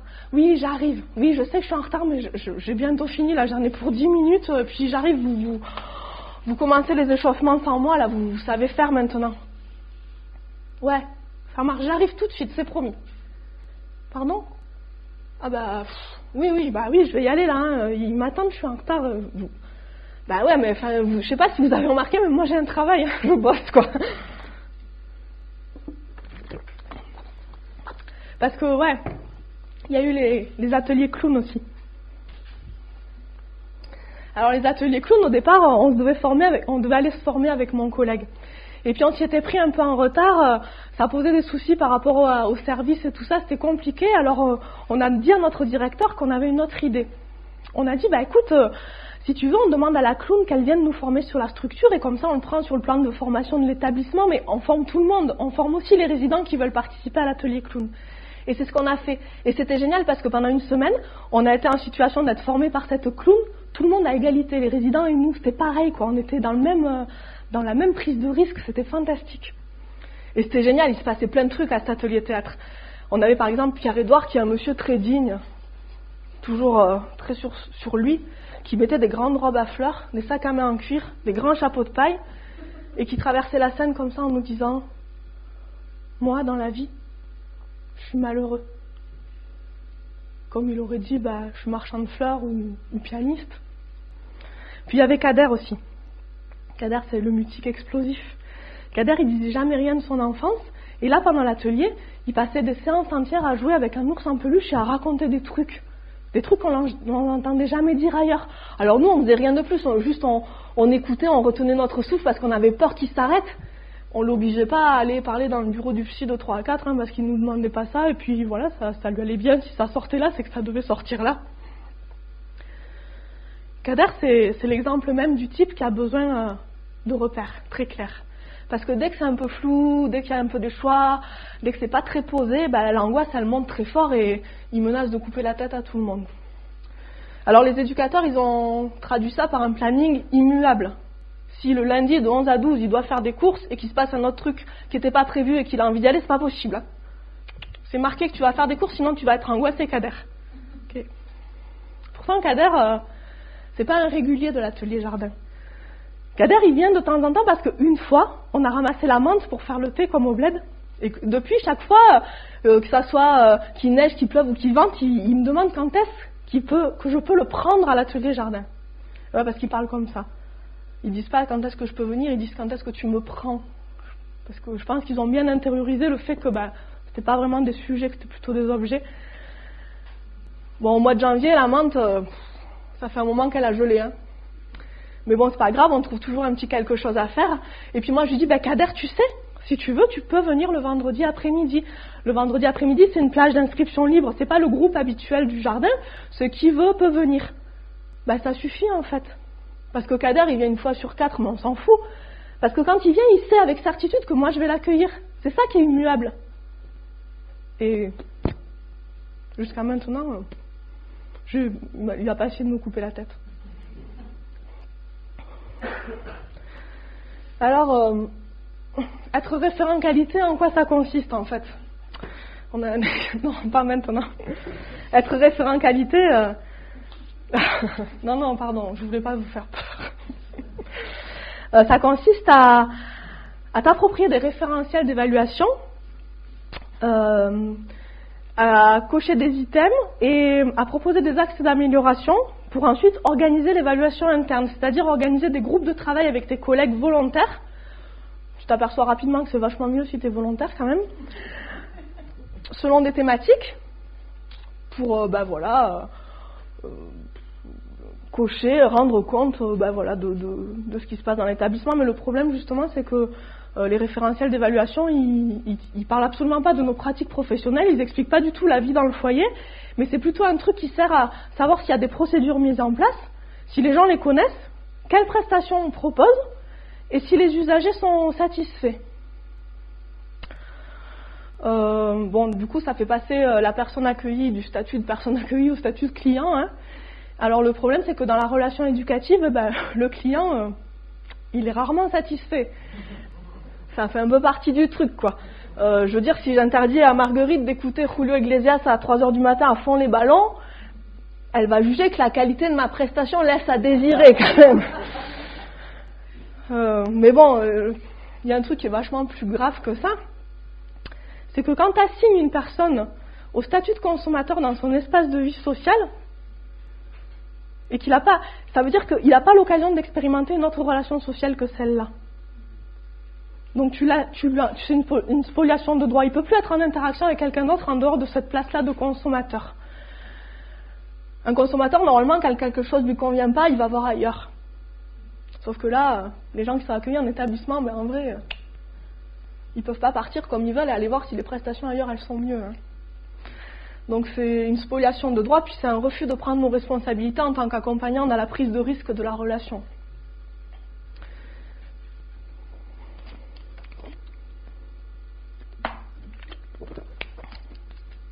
Je pense que vous pouvez y aller pour la deuxième question. Désolée de vous réveiller. Rubrique 2, savoir-être et politesse. Item 38, l'écoute et l'attention sont à leur comble. Aucun élément du collectif n'a bâillé ni fermé les yeux. Réponse A, sans objet. Réponse B, non abordée.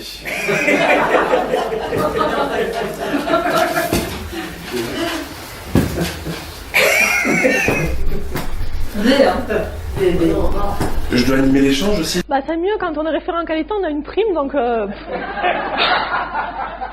Donc je sais pas, vous en pensez quoi? Merci. Ça, c'est peut-être pas le terme approprié, mais... D'accord, vous auriez répondu quoi? Vous répondez quoi? A ou B? Ah, parce que cette question est sans objet. A. Ok, c'est l'avis du groupe. Des axes d'amélioration. Allez-y, vous êtes chaud là. Avoir des questions pour des objets. Je sais pas si c'est prévu dans les protocoles là. Des caméras pour vérifier si quelqu'un baille, c'est pas mal. Ouais, mais j'avais besoin de caméra, j'en ai vu plein qui baillaient là. Ok, c'est bon? Merci de votre engagement.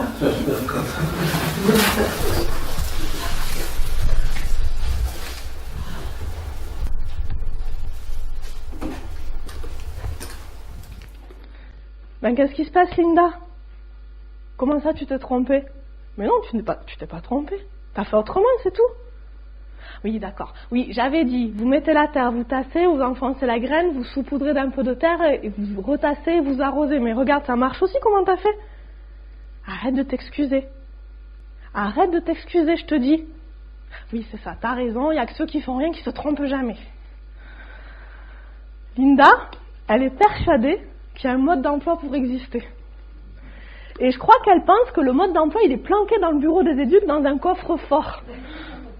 Parce qu'elle est tout le temps en train d'essayer de nous faire plaisir et de se rendre conforme à ce qu'elle pense qu'on attend d'elle. Alors, elle est toujours, quand on a des échanges, elle truffe le discours de phrases toutes faites qui veulent rien dire. Bon, en même temps, c'est assez malin parce que ça préserve la paix sociale, on se dit rien de potentiellement dangereux, hein, voilà. Et puis, il faut toujours qu'elle fasse semblant d'avoir tout compris tout de suite, d'être toujours d'accord avec l'éducateur, bien sûr, puisque c'est lui qui a le mode d'emploi. Et puis, elle s'excuse tout le temps, pour n'importe quoi. Elle s'excuse parce qu'elle a eu envie de faire pipi pendant la réunion de l'atelier, parce qu'elle m'a bousculé en passant, parce qu'elle a dit un gros mot ou un truc qu'il fallait pas dire avec lequel je n'étais pas d'accord. Alors, c'est devenu un jeu. Je lui ai interdit de s'excuser. Alors, des fois, on est là, on trafique, et puis elle me dit... T'as pas entendu, mais je me suis excusée tout à l'heure. Alors moi je suis là, je continue, j'ai pas entendu. Puis elle recommence. Mais heureusement que t'as pas entendu parce que... Alors là je lève un sourcil menaçant. Puis elle me dit oh ben, puis merde alors j'ai bien le droit de m'excuser quand même des fois. Et puis en même temps qu'elle dit ça, elle dit oh là là, pourvu qu'elle me maudisse pas sur 8 générations d'avoir dit un truc pareil. Linda, elle est tellement lisse que je me sens toujours obligée de la bousculer pour réussir à la voir en vrai. Alors en fait, je dis des gros mots tout le temps, je lui balance des théories qui n'ont ni queue ni tête, juste pour le plaisir à un moment donné de voir qu'il y a les petits rouages là qui se mettent en branle et qu'elle me dit non mais ça je crois quand même que c'est n'importe quoi.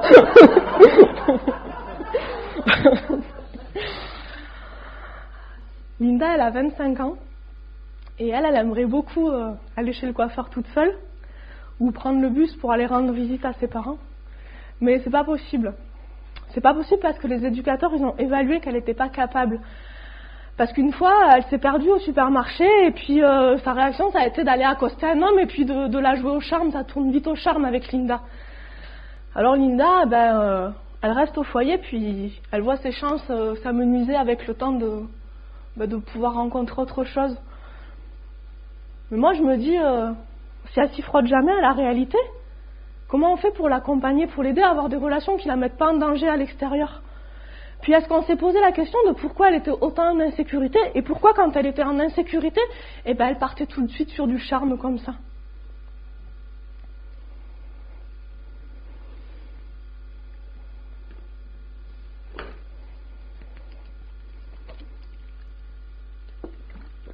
Alors nous, en réunion, on essayait de résister.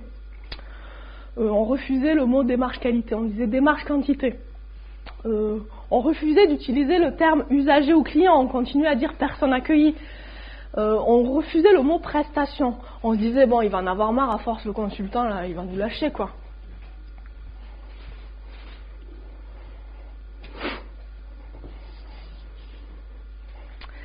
Alors, non, c'est pas moi.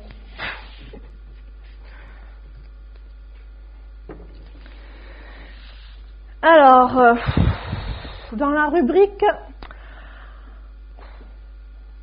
application des droits et prestations, on a l'usager client est systématiquement, vous voyez, dans le cadre de ce déplacement quotidien au sein de l'entreprise. Non mais c'est une blague. Au sein de l'établissement.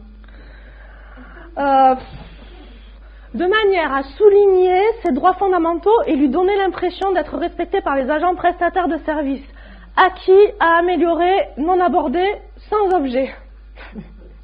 Alors ça, je sais pas, ça c'est rigolo quand même.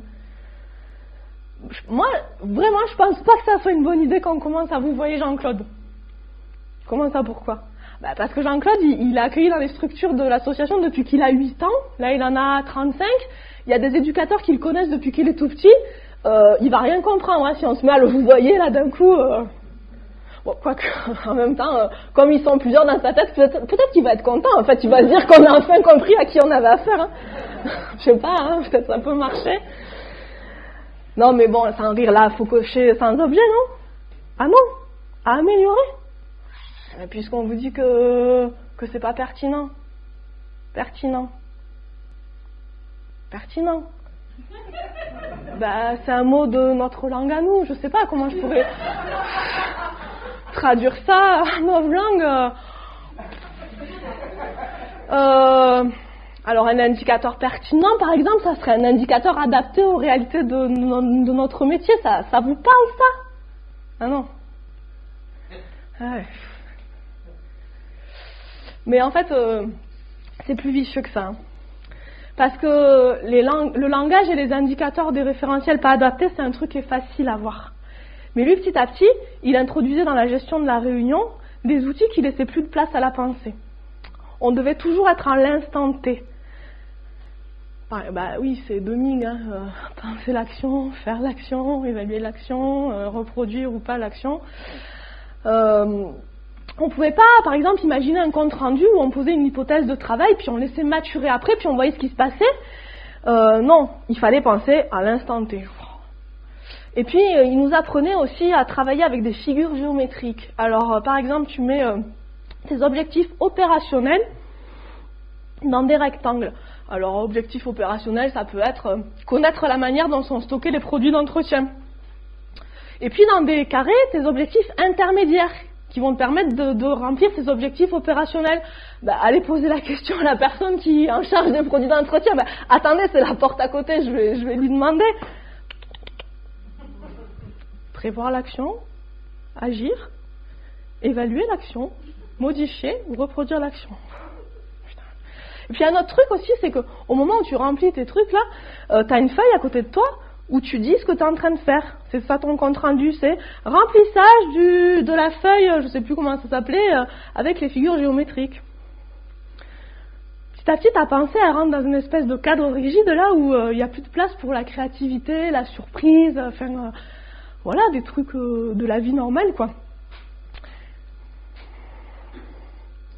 Parce qu'en fait, le truc c'est que c'est bien connu quand même. Nous les éducateurs, on n'est pas organisés. On passe des heures à bavasser en réunion, puis c'est pas productif, ça sert à rien. Je veux dire, pendant qu'on fait ça, on travaille pas. Et puis d'abord, la réunion, pourquoi vous y allez à 5 alors que s'il y en a un qui va tout seul et qui raconte aux autres, bah, c'est exactement la même chose, non? Bah non, en fait. Le vécu commun, c'est pas la même chose qu'un mec qui a ressenti un truc et qui vient t'expliquer ce qu'il a ressenti. C'est quand même important des fois de vivre des trucs ensemble.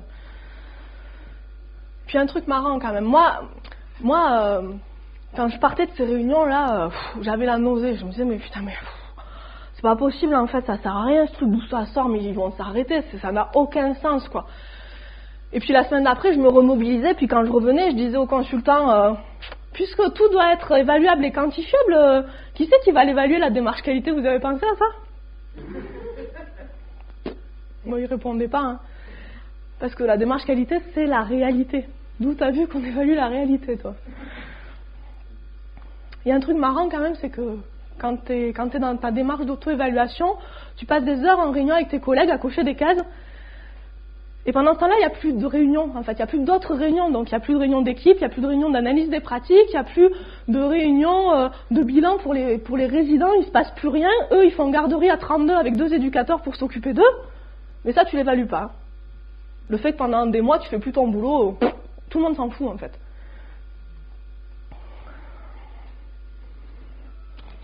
Alors, au début, tu te dis, c'est des gens, en fait, ils se sont trompés de trottoir. Ils n'ont pas du tout affiné leurs outils avant d'essayer de venir te laver le cerveau, quoi.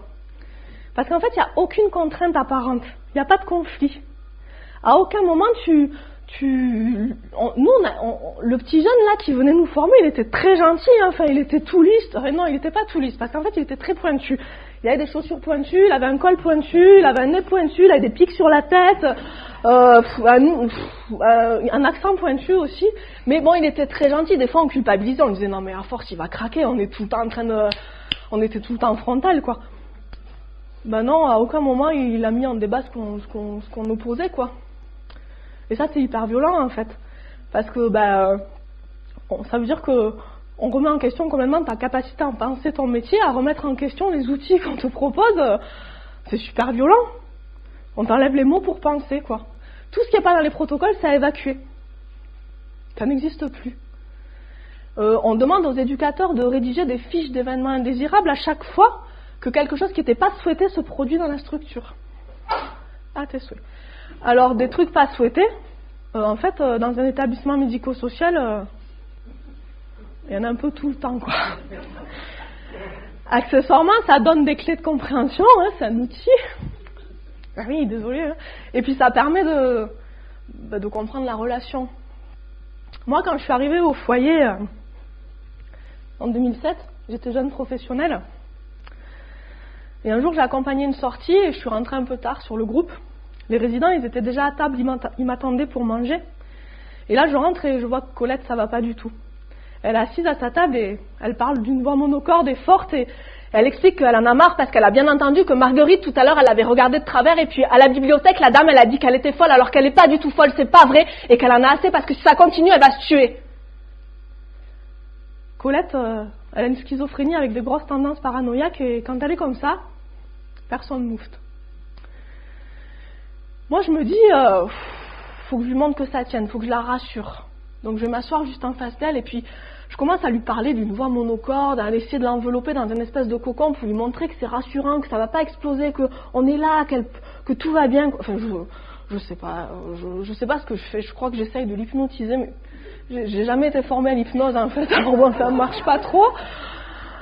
Et puis elle est là, elle continue à balancer, ça monte de plus en plus haut, et puis moi je vois tout au ralenti, je suis là à continuer à parler doucement, à l'envelopper dans mon cocon, et d'un coup je la vois qui prend son verre, qui le lève comme ça, qui le jette, et là le temps il se remet en accéléré, elle se lève, elle s'en va, puis moi je vais pour la suivre, et là je me rends compte que je pisse le sang. Alors je sors, je vais chercher mes collègues, j'appelle le directeur, il me dit t'inquiète pas, fais-toi accompagner aux urgences, j'arrive. Il est 19h, je devais bosser jusqu'à 21h, il va pas déranger quelqu'un, il vient quoi, il sait faire. Le lendemain, je reviens au travail, j'ai 3 points de suture sur le crâne, puis on fait une réunion avec le psychologue, la chef de service, le directeur, l'équipe. Colette, elle est au lit, elle est en catatonie. Colette, quand ça va pas, quand le monde devient trop oppressant, elle coupe tout. Elle se met dans son lit, puis on n'a plus accès.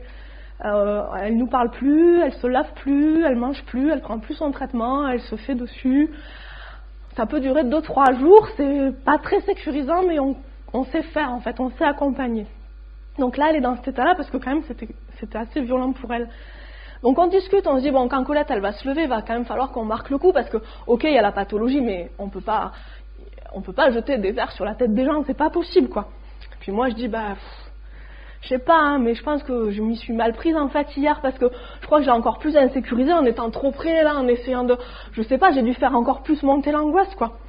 Puis on discute, alors on se dit bon mais quand même il faut qu'elle puisse revenir dans le collectif, donc il faut qu'il y ait une sanction. Donc bien sûr elle va être reçue par le directeur et puis elle va devoir présenter des excuses, mais la sanction c'est pas que ça.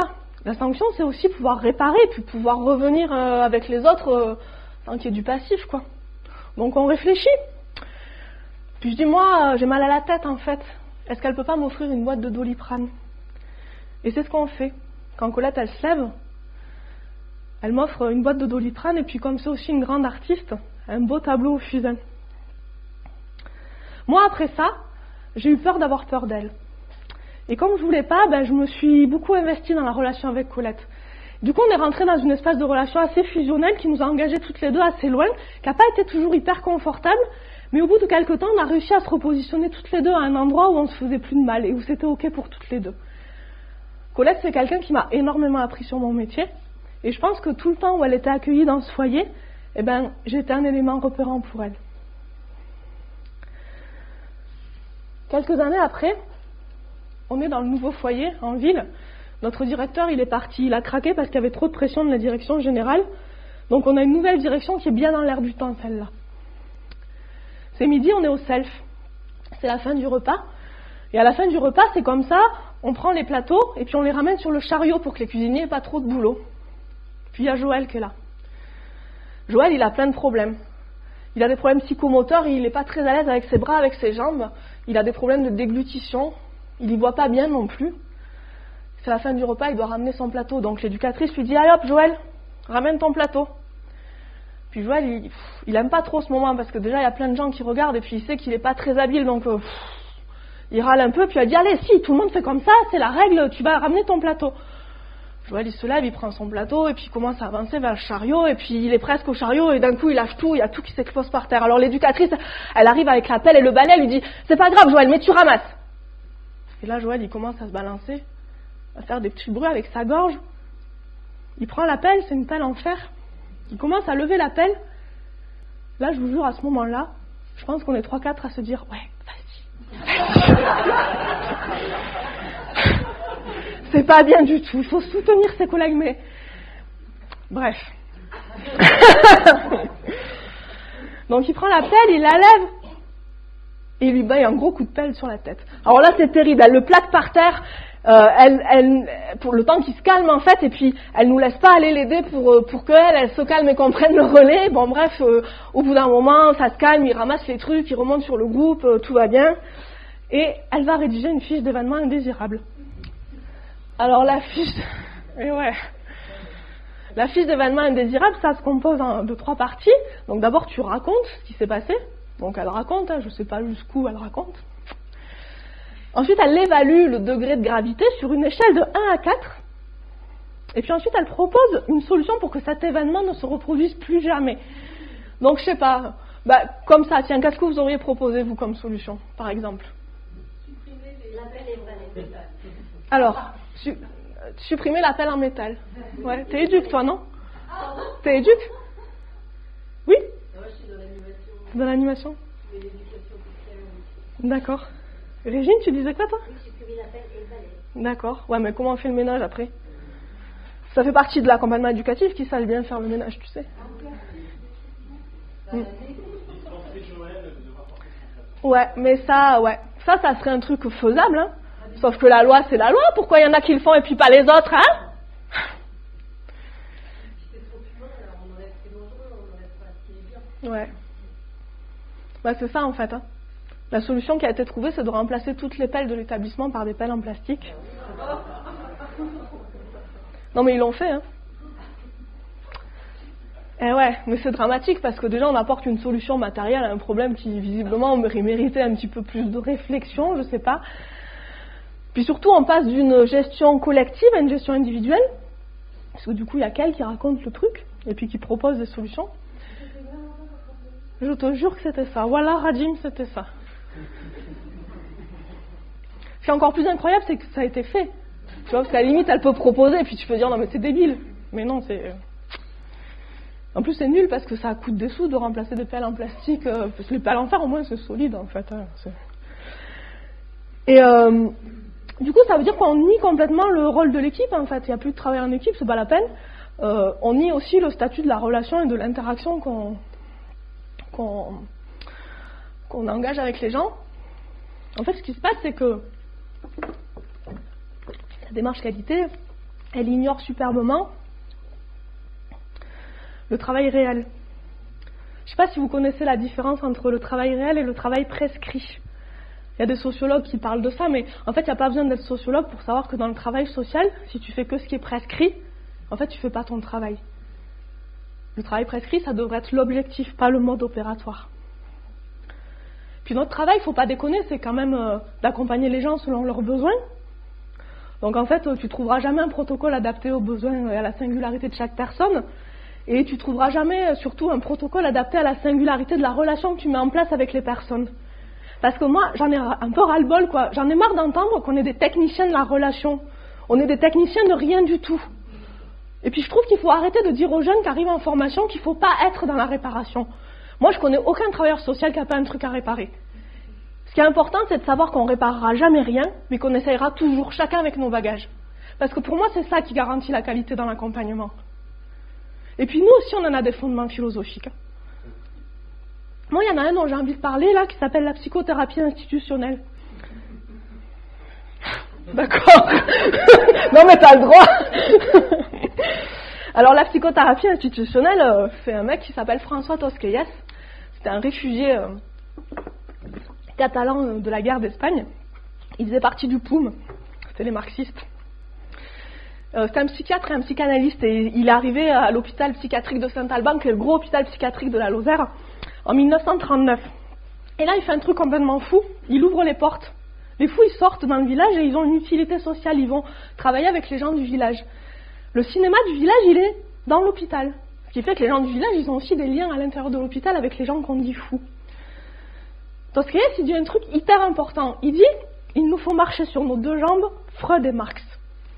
Ça veut dire que, il faut pas, quand tu accompagnes quelqu'un, oui, il y a la pathologie, c'est important de regarder la personne, quelles sont ses difficultés, mais c'est vachement important aussi de compter avec le contexte social, le contexte économique et le contexte politique.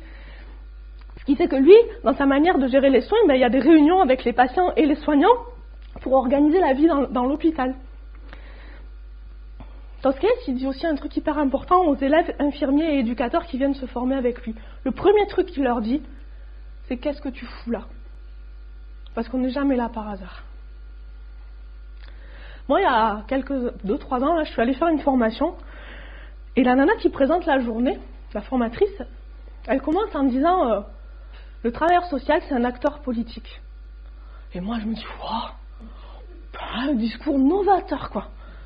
Et puis je vais pour lui dire ça, et au moment où je vais lui dire ça, je me dis, n'importe quoi, c'est pas du tout novateur, moi j'ai été formée comme ça. Le seul truc, c'est que ça fait 10 ans qu'il n'y a plus aucun espace pour penser et dire ces trucs-là, quoi. Parce que, c'est sûr, l'éducation spécialisée, elle a une histoire qui est pas aussi linéaire que ça. Je veux dire, ça vient d'abord du carcéral et du caritatif.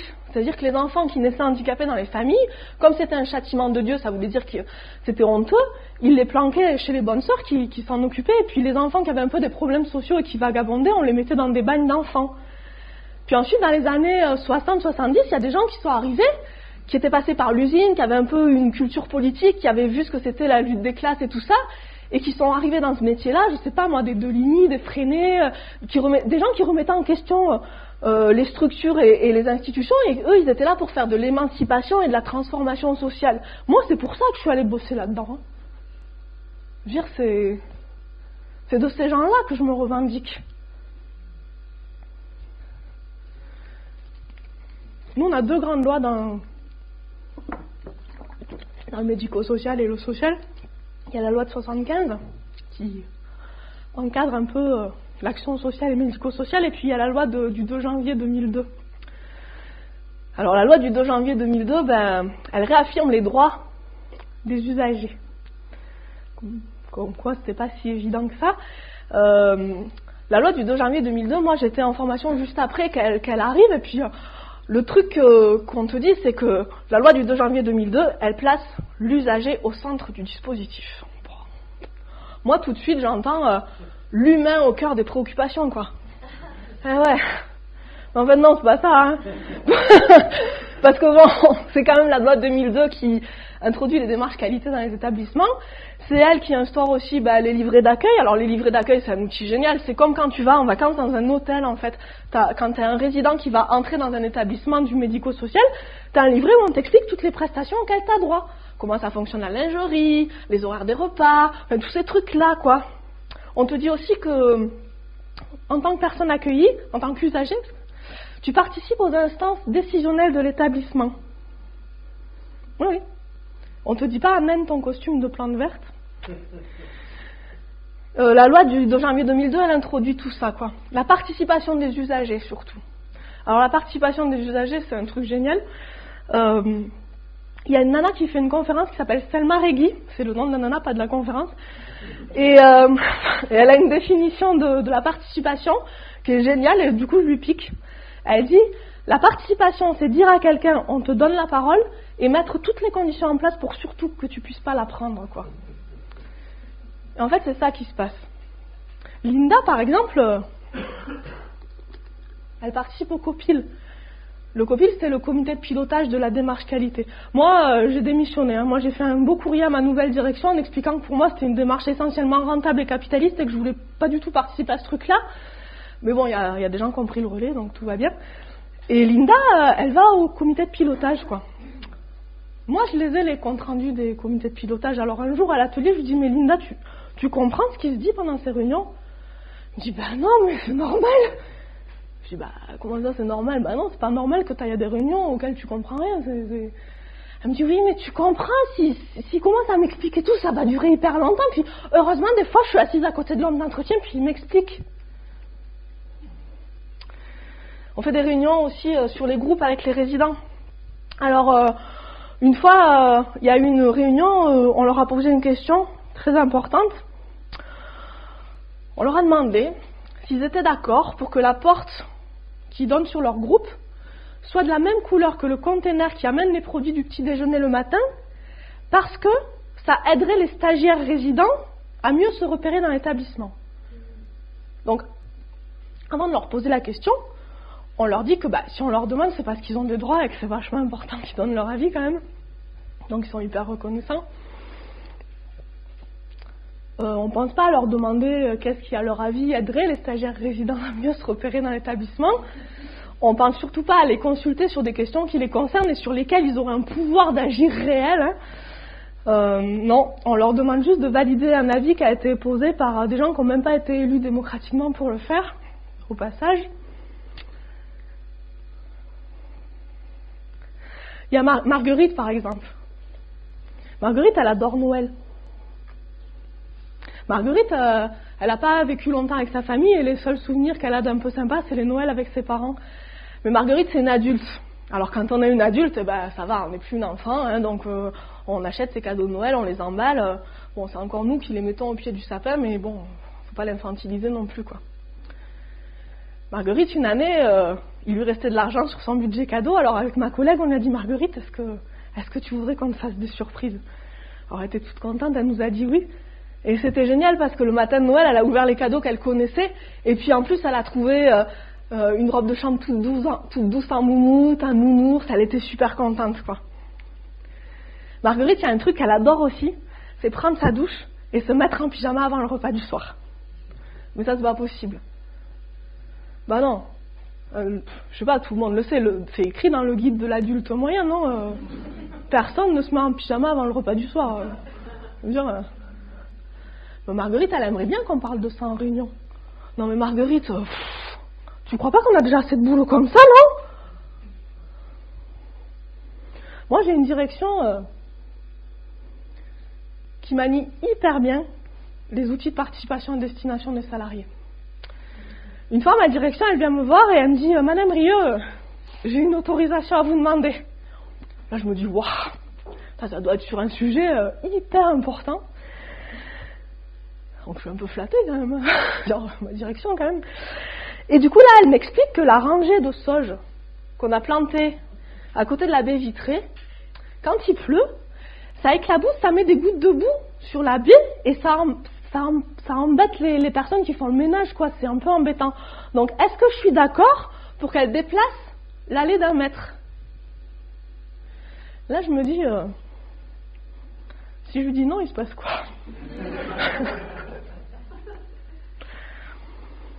En fait, pour la porte, les résidents, ils ont répondu oui, qu'ils étaient d'accord.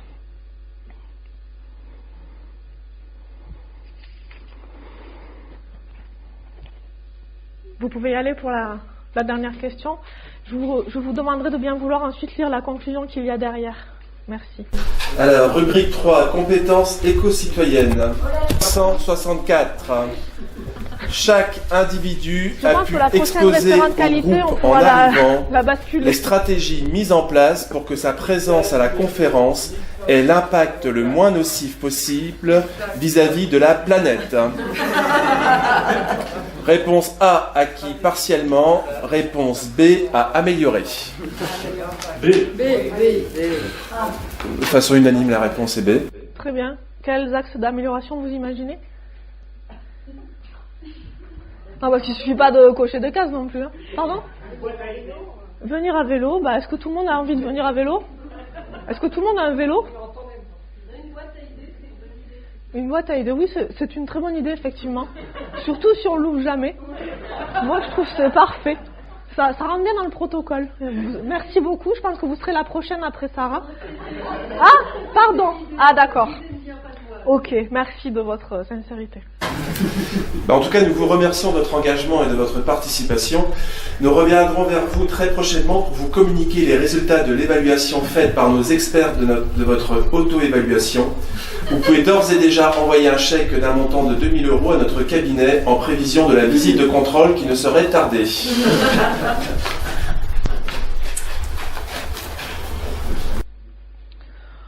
Bon, moi, en fait, j'ai fini par craquer. Ce que je faisais à l'atelier, surtout, c'était improviser. Nous, les éduques, on est un peu feignants, tout le monde le sait. Donc moi, à l'atelier, j'accompagnais ce qu'ils amenaient, ce qu'ils avaient envie. Je les aidais à organiser le travail. On faisait une réunion le lundi pour organiser le travail, mais ce qu'on faisait surtout, c'était discuter, argumenter, prendre des décisions, projeter des choses, construire ensemble, et puis surtout les amener à vraiment discuter et se positionner. Pas à prendre toujours l'avis de celui qui parlait le plus fort ou de celui qui parlait en dernier, parce que ça, c'est l'éduc en général. C'était facile. C'était facile tant que ça restait là, qu'on était ensemble. Mais dès que je sortais de l'atelier et que je me retrouvais dans cette espèce de monde où on devait tout quantifier, tout évaluer, où tout allait vite, où on ne pouvait pas se planter, ni réfléchir, on n'avait plus d'espace, ça devenait hyper compliqué. Ma direction, elle voulait que je lui explique en septembre ce qu'on allait faire au mois de mars. Moi, je disais, mais c'est pas possible. C'est pas possible, moi je sais pas du tout où ils en seront au mois de mars et ce qu'ils auront envie de faire. Je peux vous donner le calendrier des récoltes si vous voulez, ça c'est un peu toujours pareil, il n'y a pas de souci. Dire ça, oui, ça je sais. Et puis vous l'avez le projet de l'atelier jardin, vous les connaissez les objectifs, ça vous le savez. Le reste, c'est notre soupe, c'est notre affaire. Moi du moment que je réponds aux objectifs que j'ai écrits et que vous avez validés, il est où le problème en fait ? On a fait des trucs super dans cet atelier. Une année, on a fait un petit mot qu'on allait mettre à la coopérative agricole où on écrivait « Nous, on veut bien cueillir les pommes que vous ramassez pas, puis on va aller les presser, faire du jus, et puis en échange, on vous en donne une partie. » On a récolté 400 kilos de pommes. C'était génial. On est parti après dans un atelier agroalimentaire aux normes. On a tout pressé avec des vraies machines. On a eu 200 litres de jus. Il était excellent. On le sortait chaque fois qu'il y avait une fête ou une occasion. Colette, elle nous avait fait des super belles étiquettes. On était hyper fiers de nous. Et puis, vers chez moi aussi, il y a un jardin pédagogique et de temps en temps, ils organisent des chantiers participatifs avec les habitants du village et une fois, on y est allé. Alors là, le truc, c'était de faire une spirale d'aromatique. Donc, ça voulait dire construire des barrières en sol. Encore un truc qui stresse, mais moi, j'aime bien. Et sur une butte en terre comme ça, puis après, planter des aromatiques. Puis on arrive là-bas et ils disparaissent, je les vois plus de la journée. Ils vont planter des piquets avec les vieux, ils vont tchatcher avec les enfants, enfin, ils font leur train, quoi. Puis moi, je me dis, voilà, ça y est. En fait, c'est ça mon métier, quoi. Ils n'ont plus besoin de moi. Puis avec l'animatrice, on se dit, ça serait génial si on travaillait ensemble. Si nous, on venait de temps en temps sur les chantiers du village, et si vous veniez au jardin pour nous aider à monter des projets. Donc j'en parle aux résidents, ils sont d'accord, et puis on écrit un projet, on le donne à la direction, et puis on n'a jamais eu de réponse. Alors moi, il y a un matin où j'ai pas réussi à me lever pour aller travailler. Et comme ça, c'était pas prévu non plus, et j'ai pas pu leur dire au revoir. Alain Desjardins, la dernière fois que je l'ai vu, c'était pour ses 80 ans. Il avait fait une grosse fête sur le Larzac. Il y avait tous les vieux militants, et c'était super. Je suis venue là-bas, j'ai pu montrer le lieu à ma famille, et j'étais très contente de retrouver toute cette ambiance-là. Il m'a raconté que depuis quelques années, il avait monté une association avec un appelé et un harki, et qu'ils allaient dans les collèges pour raconter la guerre d'Algérie. Et qu'il était hyper étonné parce que les enfants, ils restaient souvent après l'heure, parce qu'on ne leur avait jamais raconté leur histoire. Et puis il est mort 4 ans après et on ne s'était pas revus. Alors j'ai pas pu lui dire non plus que moi aussi j'avais essayé de rien trahir, que ça n'avait pas toujours été simple, mais que là, ça devenait carrément compliqué. Parce qu'avant, j'avais l'impression qu'on était plein derrière quand je tenais des positions, que je défendais des trucs et tout ça. Et que depuis qu'il n'était plus là, je me sentais un peu seule, quoi.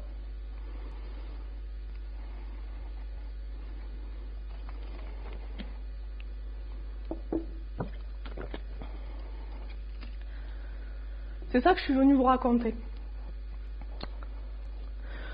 Je suis venue pour vous dire que je crois que la démarche qualité, c'est pas du tout une science. C'est pas non plus un outil.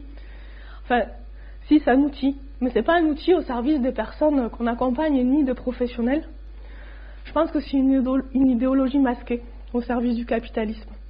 Je pense que c'est un outil qui sert à dépolitiser les espaces collectifs, les espaces de travail, parce que comme ça, on peut pas s'opposer quand on démantèle un métier et quand on cherche à faire du profit sur des trucs qui a priori sont pas rentables ou vont pas être lucratifs. Je pense que c'est en train de réussir. Je pense que c'est un processus d'acculturation. Je vous ai parlé, je sais pas, du triangle de l'implication. Vous savez que les professionnels, ils sont impliqués à partir du moment où ils trouvent du sens à leur travail et que pour ça, il faut qu'ils aient des repères et le sentiment de maîtriser ce qu'ils font. Je crois que c'est ça qui est en train de se passer, un changement radical des repères qui fait qu'il y a une perte de sens et qu'on ne maîtrise plus les situations professionnelles pour lesquelles on a été formé quand même. Le truc, c'est que ce machin-là, il est partout, dans les écoles, dans les universités, à l'hôpital, dans le médico-social. C'est du taylorisme, en fait. C'est du taylorisme appliqué à la pensée. C'est-à-dire qu'on va obliger les gens à se concentrer sur des petits segments de pensée, et comme ça, ils n'ont plus la vision globale de ce qui sous-tend leur pratique, tout ce qui est économique, politique, social, ils ne le voient plus. Et puis c'est hyper compliqué de se trouver légitime en collectif pour défendre des valeurs professionnelles, une culture partagée, du savoir-faire, quand on n'est plus que sur des petits segments. Qu'est-ce qui reste de collectif ? Moi, je crois que l'objectif de tout ça, c'est de faire du profit sans entrave sur le dos d'espaces où il n'y a pas possibilité de faire du profit normalement. Parce qu'en fait, on entend souvent que la démarche qualité, ça sert à faire des économies dans les structures, et moi je crois que ça, c'est pas vrai du tout. Le foyer où je bossais, on est passé de 200 € de prix de journée à 190 €. Donc j'ai calculé, ça fait une économie de environ 115 000 € sur une année, sur un budget de 3 millions. Dans le même temps, on a réduit le taux d'encadrement, c'est-à-dire que là où il y avait des équipes de 4 personnes, elles sont plus que 3. Là où il y avait des postes, il y avait 5 postes d'EduxP, elles sont plus que 2,5. On embauche des gens qui sont moins qualifiés. Ça ne veut pas dire qu'ils font moins bien leur boulot, ça veut juste dire qu'on les paye beaucoup moins cher. Quand tu fais tout ça, en fait, tu réalises une économie qui est plus importante que 115 000 €, j'imagine. Ça veut dire que l'argent il part ailleurs. Ça veut dire qu'il passe sur des tâches administratives, sur du paiement de logiciels, sur de l'achat de prestations externes, du consultant, enfin voilà, des trucs... tous ces trucs-là, quoi. Alors tout ça, bien sûr, ça maltraite les professionnels, mais ça exclut aussi de fait les gens qui auraient le plus besoin qu'on s'occupe d'eux. Je vous parlais de Kader tout à l'heure. Kader, c'est quelqu'un qui avait une grosse pathologie, un traitement lourd, neuroleptique. On savait que dans sa jeunesse, il avait eu des passages à l'acte hyper violents. Depuis 15 ans, ça se produisait plus en fait. Parce que Kader, on savait l'accompagner. On connaissait son fonctionnement, on voyait quand est-ce qu'il allait être en insécurité. Les dernières années, comme il n'y avait plus tout cet espace-là contenant, parce qu'on était beaucoup moins et puis occupé à faire autre chose, Kader, il a eu plusieurs passages à l'acte très violents et maintenant Kader, il est en institution psychiatrique et il n'en sortira plus. C'est un gars qui a une 50aine d'années, mais moi j'ai vu arriver des petits jeunes de 20 ans dans ma structure où ça a été la même histoire, alors que je pense qu'il y avait des choses à faire avec eux. L'autre fois, je discutais avec une élève éduc et elle m'expliquait comment elle faisait les transmissions à ses collègues le soir. Alors elle ouvre un logiciel, il y a 4 grands ou 5 grands items qui se déroulent avec 4 propositions et dans chaque proposition il y a 7 sous-propositions. Elle m'explique qu'elle coche tous les jours 35 cases par personne. Donc en fait quand on est là, ça veut dire que tu coches du factuel et que tout ce qui est de l'analyse de l'hypothèse, ça passe à la trappe. Voilà. Moi, c'est moi qui fais ça. Moi, en fait, j'ai pas de solution parce que ça serait génial, mais j'en ai pas. Par contre, j'ai des intuitions. Et mon intuition la plus forte, c'est que faut à tout prix qu'on recrée du collectif, qu'on puisse se retrouver pour repenser, mettre en récit nos métiers, se réapproprier de la pensée politique.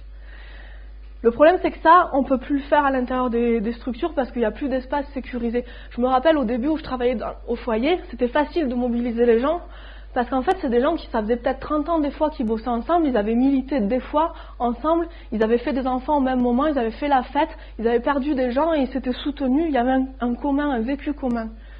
Et ça, c'est de plus en plus difficile d'avoir ça maintenant parce que les plannings, ils sont décalés. Enfin, voilà, il n'y a plus rien qui est commun.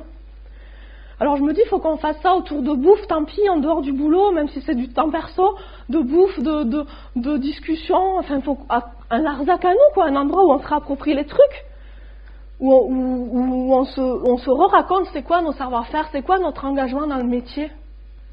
C'est vachement important. Tous les jours, moi, presque tous les jours, pas tous les jours, mais presque tous les jours, sans mentir, je rencontre des gens dans plein de domaines professionnels différents qui m'expliquent à quel point ils vont pas bien et qui analysent toujours ça par le fait qu'on leur demande de faire des choses qui n'ont rien à voir avec leur métier. On est plein individuellement à avoir la même analyse de ce truc-là. Moi, je me dis, quand est-ce qu'on se regroupe, en fait? Quand est-ce qu'on le fait? Parce que la pensée dominante, elle essaye de nous faire croire que si on est en souffrance au travail, c'est parce qu'on est trop dans l'affect ou pas assez dans la distance. Moi, j'ai 20 ans d'expérience. Mes affects, mes émotions, mes ressentis, mon engagement, je les revendique comme des outils professionnels. La souffrance au travail, elle ne vient pas de là. La souffrance, elle vient de la colère. De la colère qui est légitime et qu'on nous empêche de dire. Parce que moi, je trouve, et même dire, mais même de la penser, c'est même plus possible de la penser, cette colère-là. Alors que moi, je trouve que c'est légitime d'être en colère partout où il y a un pouvoir abusif qui s'amène là, qui piétine tes valeurs, tes savoir-faire, qui t'impose une histoire qui n'est pas la tienne. Ça, c'est un truc universel. Moi, j'étais obligée de partir, en fait. Parce que mon métier, je l'aimais comme il était. Je l'aimais parce qu'à la suite de plein d'autres gens, on pouvait tout le temps le réinventer. Pas répéter tout le temps les mêmes protocoles, c'est pas ça du tout, c'est exactement le contraire. Pour moi, c'était l'aboutissement logique de tout ce que j'avais appris en termes de collectif, de politique, de militantisme. C'était l'endroit où ça pouvait se vivre. Alors, c'est vrai, j'ai pas pu leur dire au revoir, mais je les ai toujours gardés un peu avec moi. Puis là, je veux bien continuer à les embarquer, en fait. Prendre Vasco.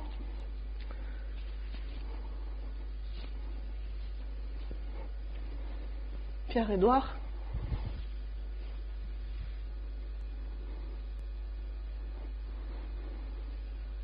Kader. Colette. Puis Linda. Joël. Et puis Marguerite. Je continue à les porter, hein. Je les ai pas oubliés. Et puis tant que j'y suis, avec moi, je veux bien embarquer aussi tous les gens qui ont essayé de continuer à penser et à qui on a fait du mal. Tous les copains et les copines. Doriane, Martine, Christophe, Toinette, Claire, Béatrice. Parce que la qualité en vrai, c'est eux. C'est nous.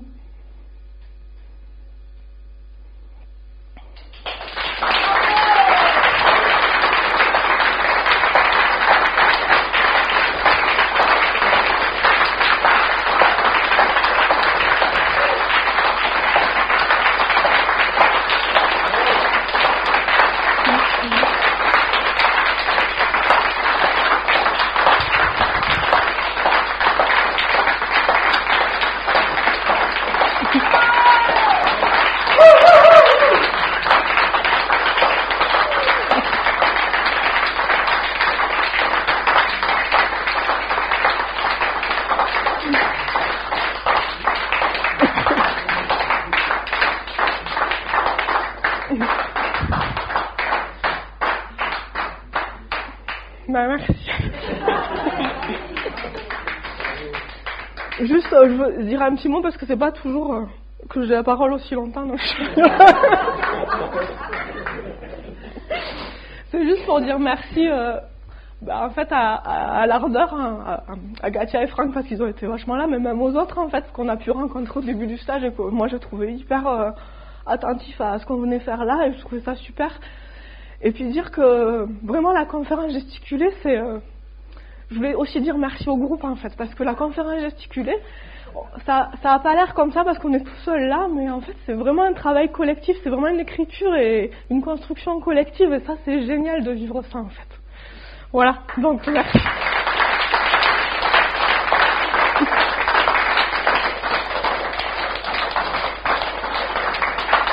Voilà.